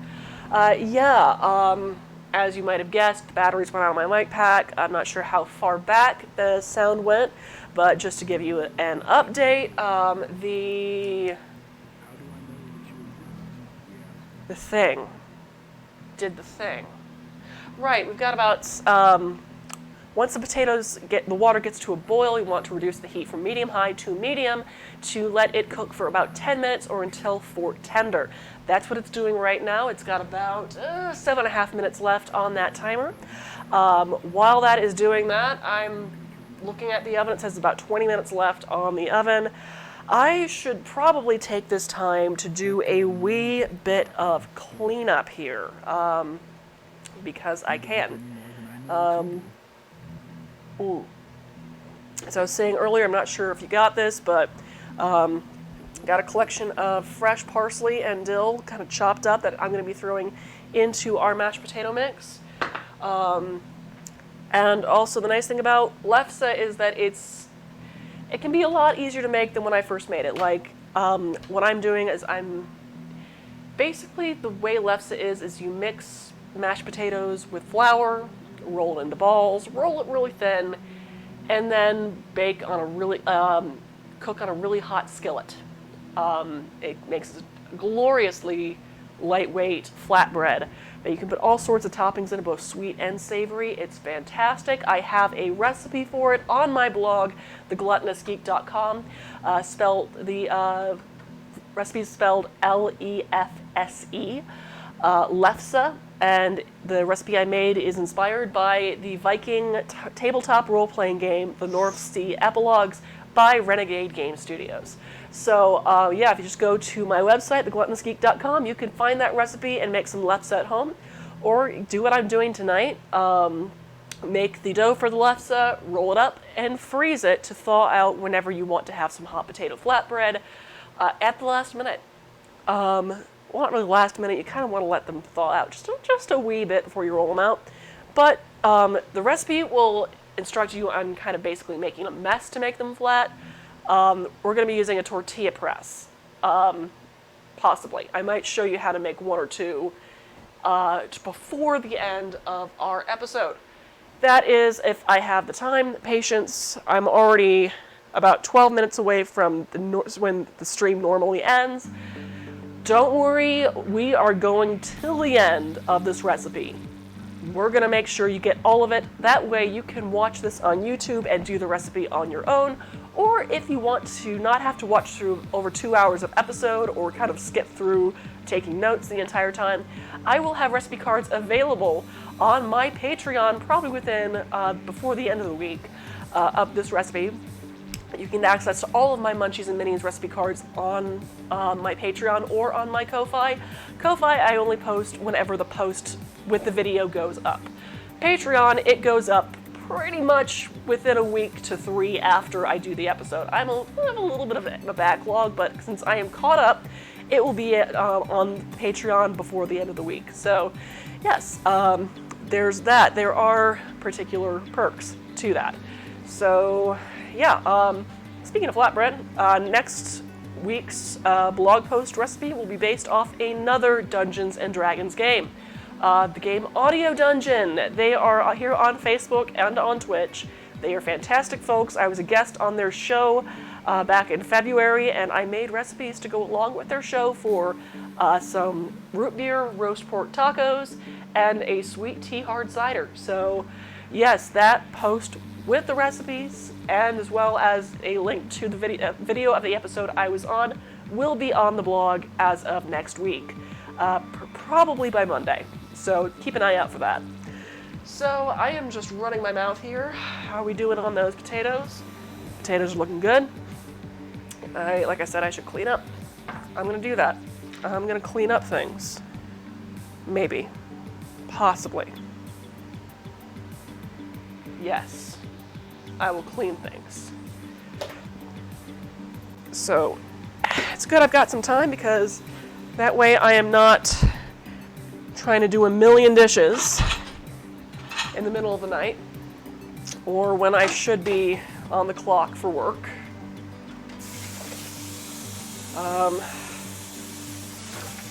Get kind of a surreal sense of how time runs when you work from home, I'm discovering. And I mean, don't get me wrong, I've worked from home before, and even for a previous company I've worked from home. But it's different when you're on the clock for someone else and working from home, which I'm sure you guys know about from recent events. But it's okay. I mean, it's just kind of surreal because it feels like a weekend, but not a weekend at the same time. It's really kind of hard to explain. Like I said, you guys probably have a better grasp how it feels than I do. And I'm realizing I'm running out of room in my dishwasher, especially if I'm going to be putting things like more cutting boards and all that in there. Oh goodness, I thought I'd be getting more cleanup done than I thought I would. Don't need that. This can go in the thing, with the thing, to do its thing. Keep on saying the word thing. Right. Butter. Derp, derp, derp, derp, derp, derp. Whew. Bam. Yeah, I'm still going to end up doing dishes tomorrow night anyway. Okay. Alright. Yeah, now I just need to figure out what Munchies and Minnie's recipe to do next. I mean, I know the blog, I'm probably going to make that kind of vegetarian sort of yakisoba inspired by Beastars. I'm thinking about making those churros that my friends and I talked about for, like I said, we had this Goblin Dungeons & Dragons game on, well, Friday evening, and it was hilarious. Evan Brando from Evan Brando's show on 99X. I think that's the name of the show. Anyway, he's an announcer from 99X. He was our DM that evening, and he was essentially, the premise of the game was that his NPC was essentially starting the Goblin Avengers, but rather than goblins with superpowers, it's essentially his friends that can do fun stuff. And my character was essentially Nick Fury's mom. So, yes, picture if a goblin wanted to be an adventurer when she was younger, but didn't think that was something she could do, so she did what any good goblin lady would, you know, keeping a good hovel, raising a whole brood of goblin children. And then, when the last little goblin left the nest, she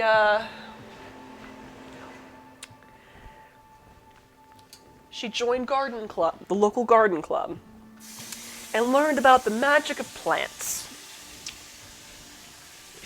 And from that, she became a druid, kind of, as well as had an obsession with essential oils and magic rocks. So yeah, picture if Karen, the mommy blogger, was a goblin and an adventurer. And that was basically my character. It was epic. Okay. Cool. All right, so here's the next step. Now, this is normally where you think that you would start kind of mashing your potatoes in the pan. We don't want to do that. Instead, we're going to be transferring it to our mixing bowl here. And I'm just going to switch to our stove cam here, see what I'm talking about. Next up, I need to melt our butter in our milk, or very watered down cream in this particular case. So where's my butter? Ah, here we are. So you got a 1/4 cup of butter in here. I'm just gonna add to our pot and put the heat on low to melt it. So I'm gonna do a spatula for this. Maybe? I need more spatulas. Or a wooden spoon. Wooden spoon might work. I'm okay. It's just allergies. Okay. So yeah, I'm just gonna tilt the camera a bit so you can see more into my pot. There we go. And as that's melting, just gonna grab my actually, I need a spoon for this. Got my potato ricer here, as you can see. Now I'm just waiting for that butter to melt, and once it melts completely, I'm gonna start ricing my potatoes directly into my pot of milk and cream. I'm just gonna add a kosher salt to that and wait for it to do its thing. Oh boy, I'm actually making somewhat decent time. Right, so I actually need to get out a saucepan for our gravy here. That way it's a little easier to handle. Let's use you, I think. Or,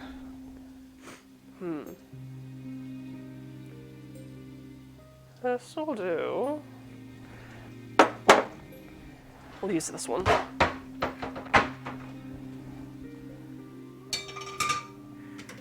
Alright. That is definitely warm enough. And our butter is almost melted. Almost completely melted. Okay. It is nice to not have to yell over the stove fan anymore. Okay.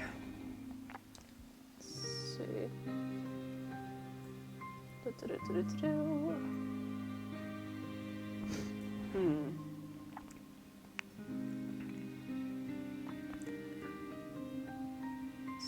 Here.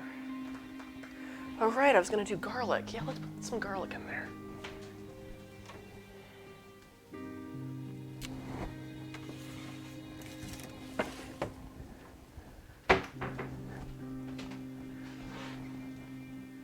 But let's wait till I happen to. Okay, yeah. That's looking good, so I'm just gonna turn the heat off now. I don't need it to be any warmer than that, so turn the heat off. And where did my potato ricer go? Oh, it's over there. Okay, so got my potato ricer here. I'm gonna rest that on there for now. Take some potato cubes, load them up. There. And then watch this. Isn't that lovely?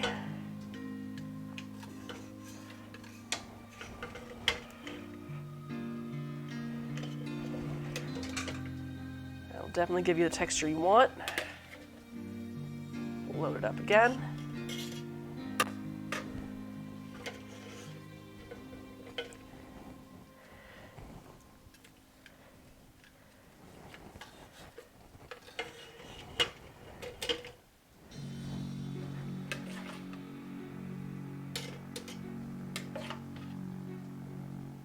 And just keep doing that until you run out of potato chunks.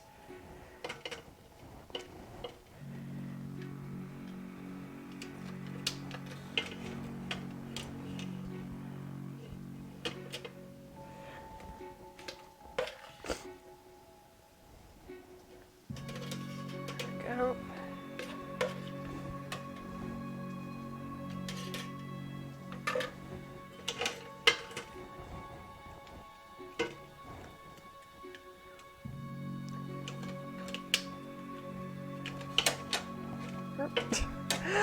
Actually, believe it or not, I have a little bit of a magnet up here to keep my, to move the camera as I need it, and it's kind of coming in handy right now and being able to hold open my potato ricer for me.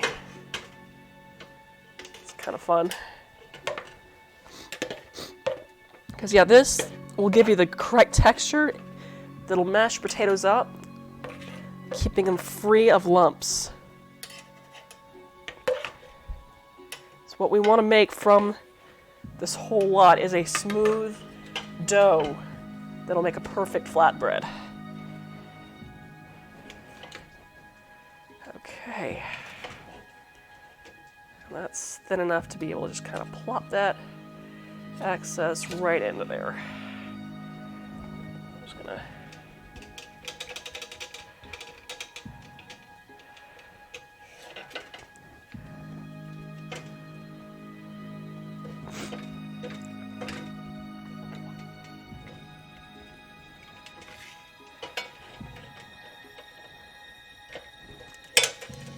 Okay, there we go.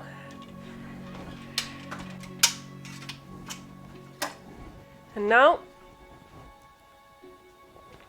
I'm going to switch back to our main prep cam.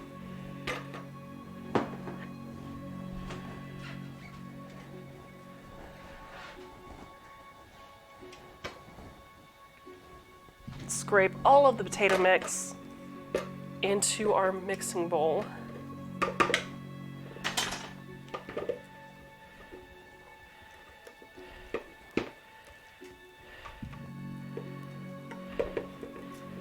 I mean all of it, liquid and everything.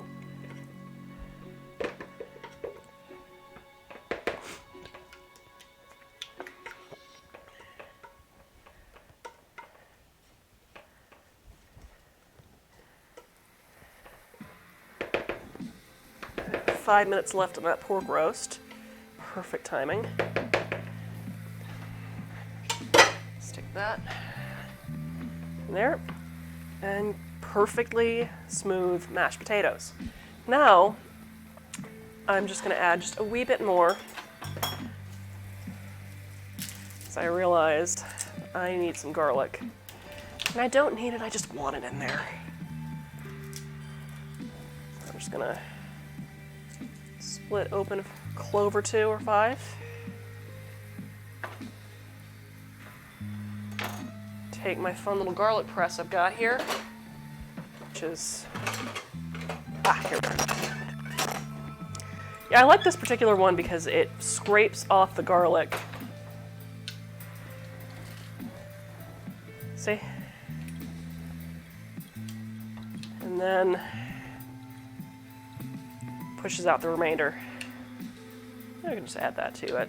It's fine, it's fine. Now normally this is where I add like 6 cloves of garlic, but I am running low on time, so I might just do like 2 or 3. I'm removing the bits I don't want. Okay.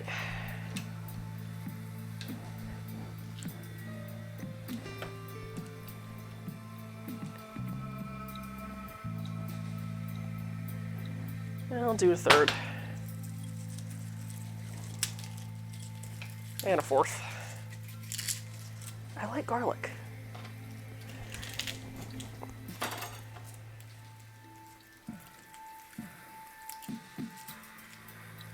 Okay, let's remove that little green bit out of there because we don't want that. And then, there we go.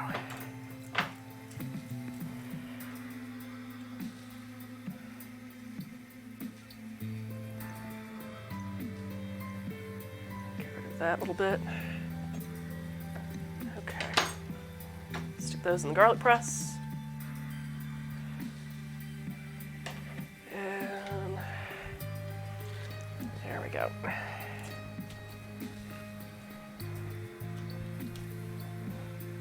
There we go. Good to go. Okay. Oh boy, I'm running low on that time. This will all go in my stock bag. We're just gonna shove that off to the side for the moment. And now I'm just gonna mix in those fresh herbs. All of them. Probably don't need that much, but meh. Because I will be having quite a bit of flour going into this as well. But yeah, to that, I also want to add kosher salt to taste. It's okay to go liberal on this because you will be adding flour to it. Yeah, I know it looks like snow. It will taste salty probably. The flour will temper that. Okay. Excellent. And let's see here.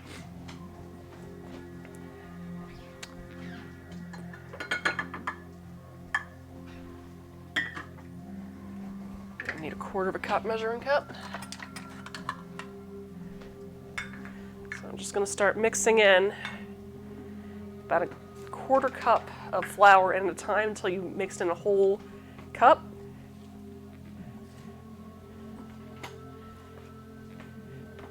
And this will form a smooth dough when you are finished.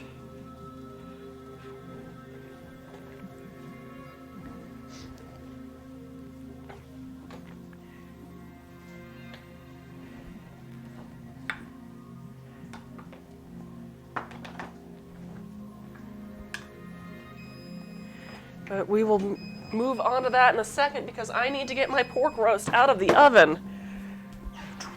Switch to our stove can and get our pot holder out. Now switch the oven off. I don't need it anymore. Oh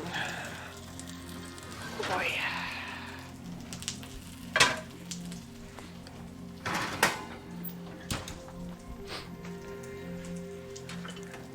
All right, you can see that looks gorgeous. We're just gonna switch that to our cutting board here.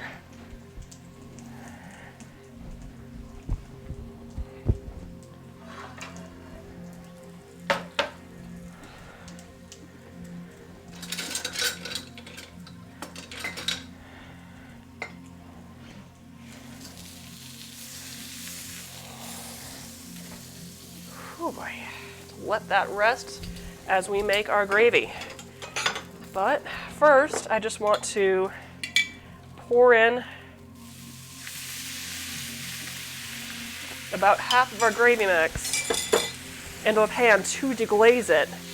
Get all those brown bits.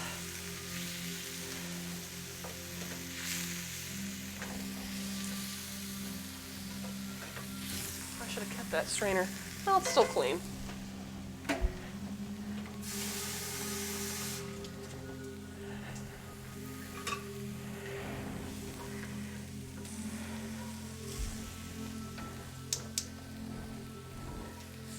Yep.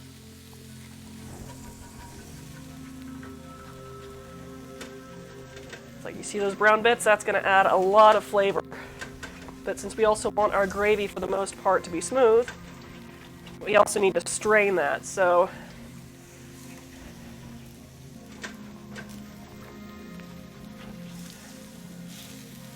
there we are. Looking good. Just gonna move our pork loin over here. I'm going to cover that with foil to keep it warm.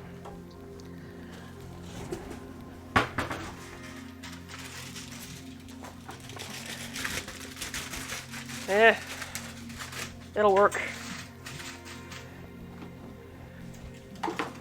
Right. And do a little switcheroo over here. I don't know how that managed to do that without getting olive oil all over the place. Did it get olive oil all over the place? It did not. Holy shit. It didn't. That makes me happy. Okay, cool. So, let's shift this over here. Shift it over here. Take it over here and pour it into there. Cool. Get that quick clean.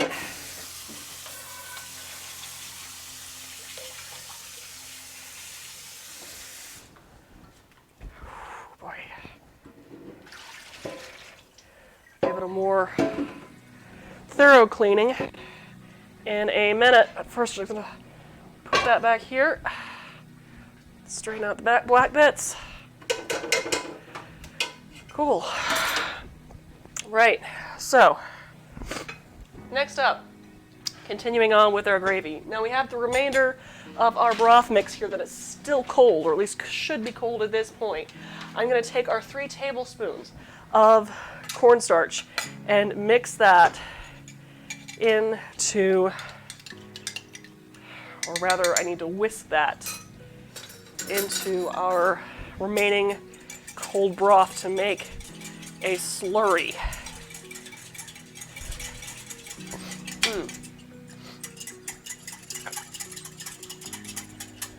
We currently have that over medium heat, so just going to pour in, whisk in a little bit at a time.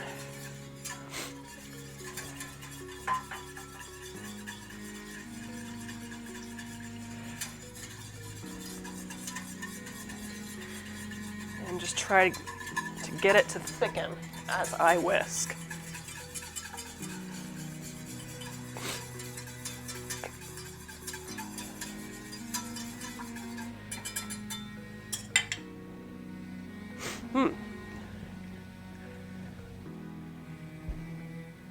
Let's see, is that hot? Now we're good. Okay. Right, so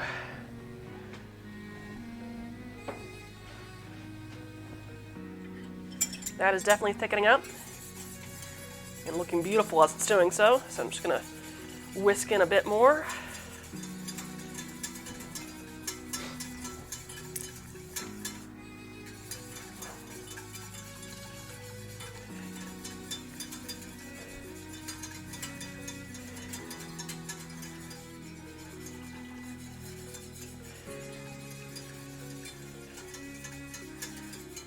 Alrighty.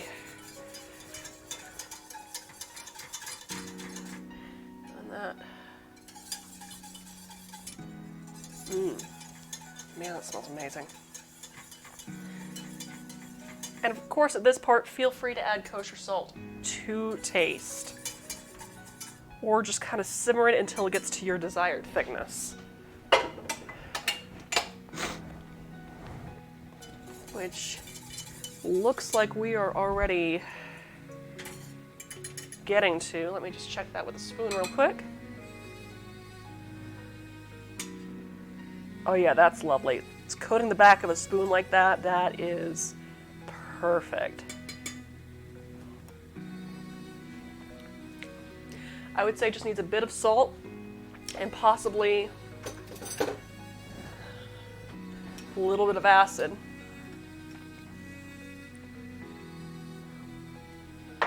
So in this particular case, I'm going to add, let's say maybe,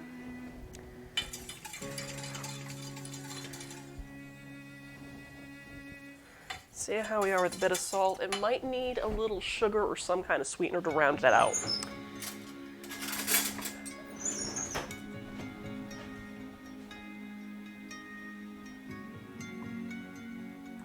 Okay, the salt is helping, but I really think that little bit of sweetener, a little bit of, we've got some molasses. Can I get some molasses in there? That might make it better. Just a touch, I think, of molasses will round out your gravy beautifully. So, just gonna either molasses or maple syrup.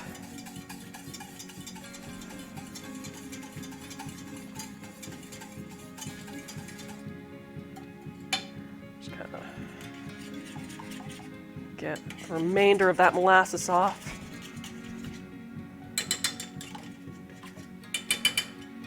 Give that a rinse. So I want to be able to taste it with that in there.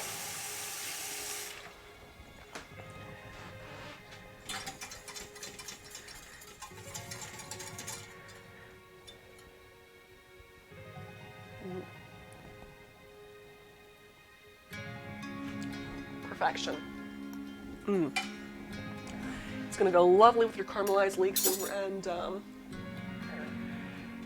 what's it called? Raisins in this pork loin. So you probably want to see that pork loin all nice and sliced up. Which reminds me, I need a serving plate. So if you just bear with me as I describe my journey into my photography studio to get a serving plate to go along with this fine dish.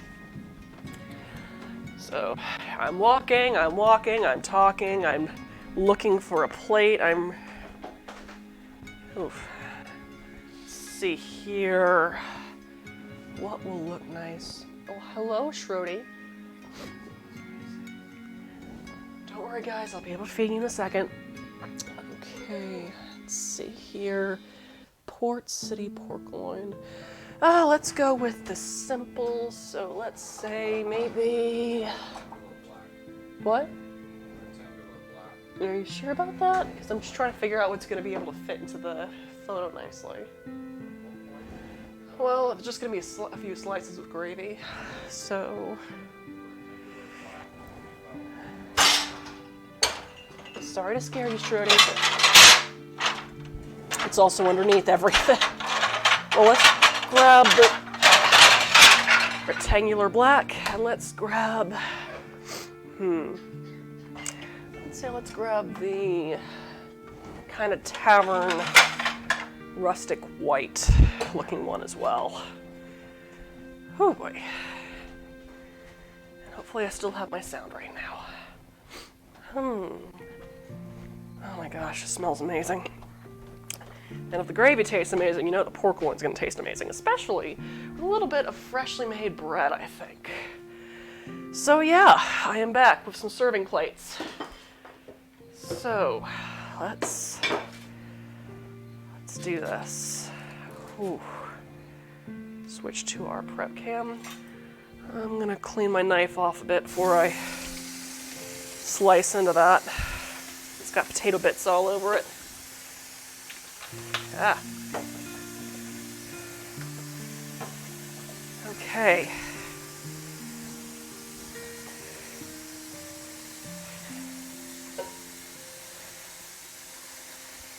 Whew.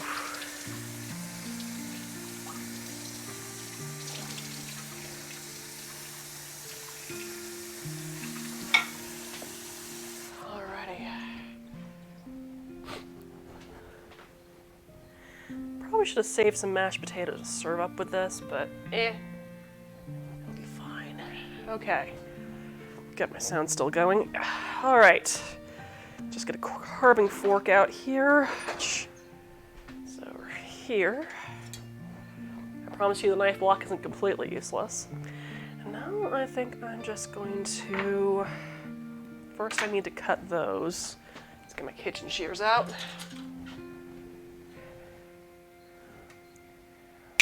those strings away. Come on, there we go. Get back here, okay.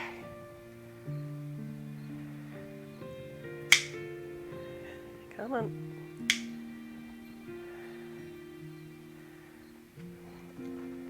And there we go.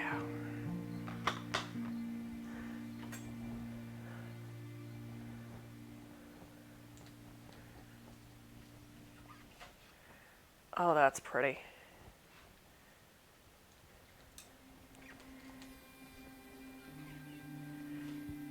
Oh, look at that. Isn't that gorgeous?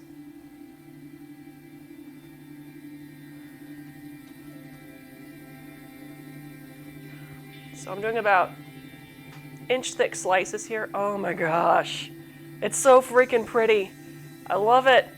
Oh, that's pretty. Let's see here. Grab these. Put them in the foil because I don't need them anymore.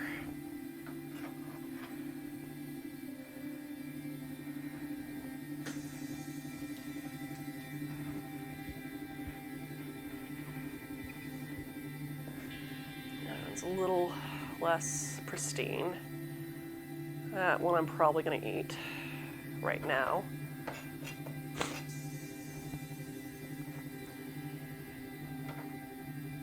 Get out of the way, dang it.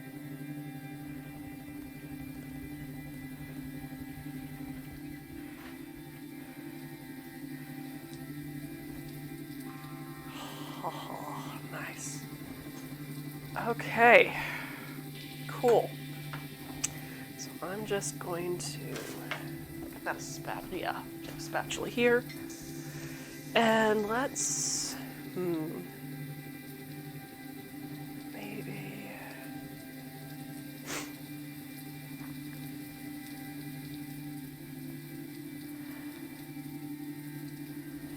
my husband says to use the black plate, but I think it might be too large for a photo to work right, so I'm going to use, especially for a pub, use this one I think instead. And that slice is absolutely pristine, so we're going to use this one definitely for our photo.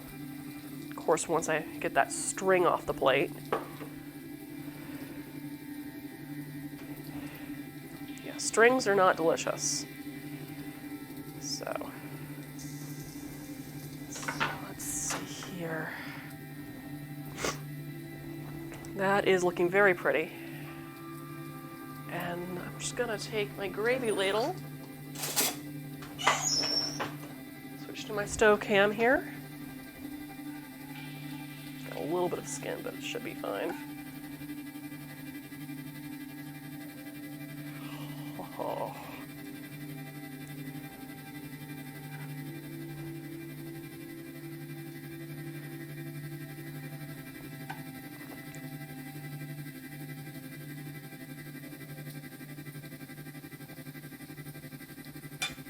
That's pretty, but I could probably do a little bit better on the presentation.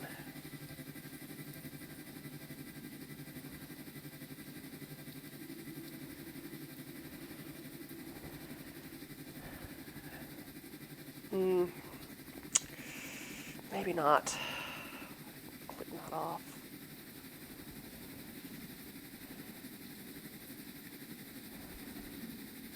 Back and put this one here.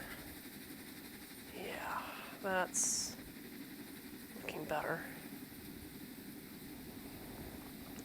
And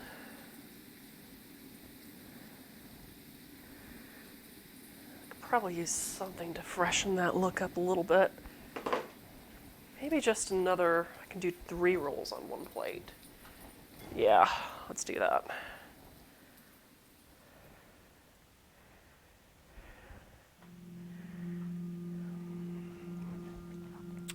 Might be going a little overboard.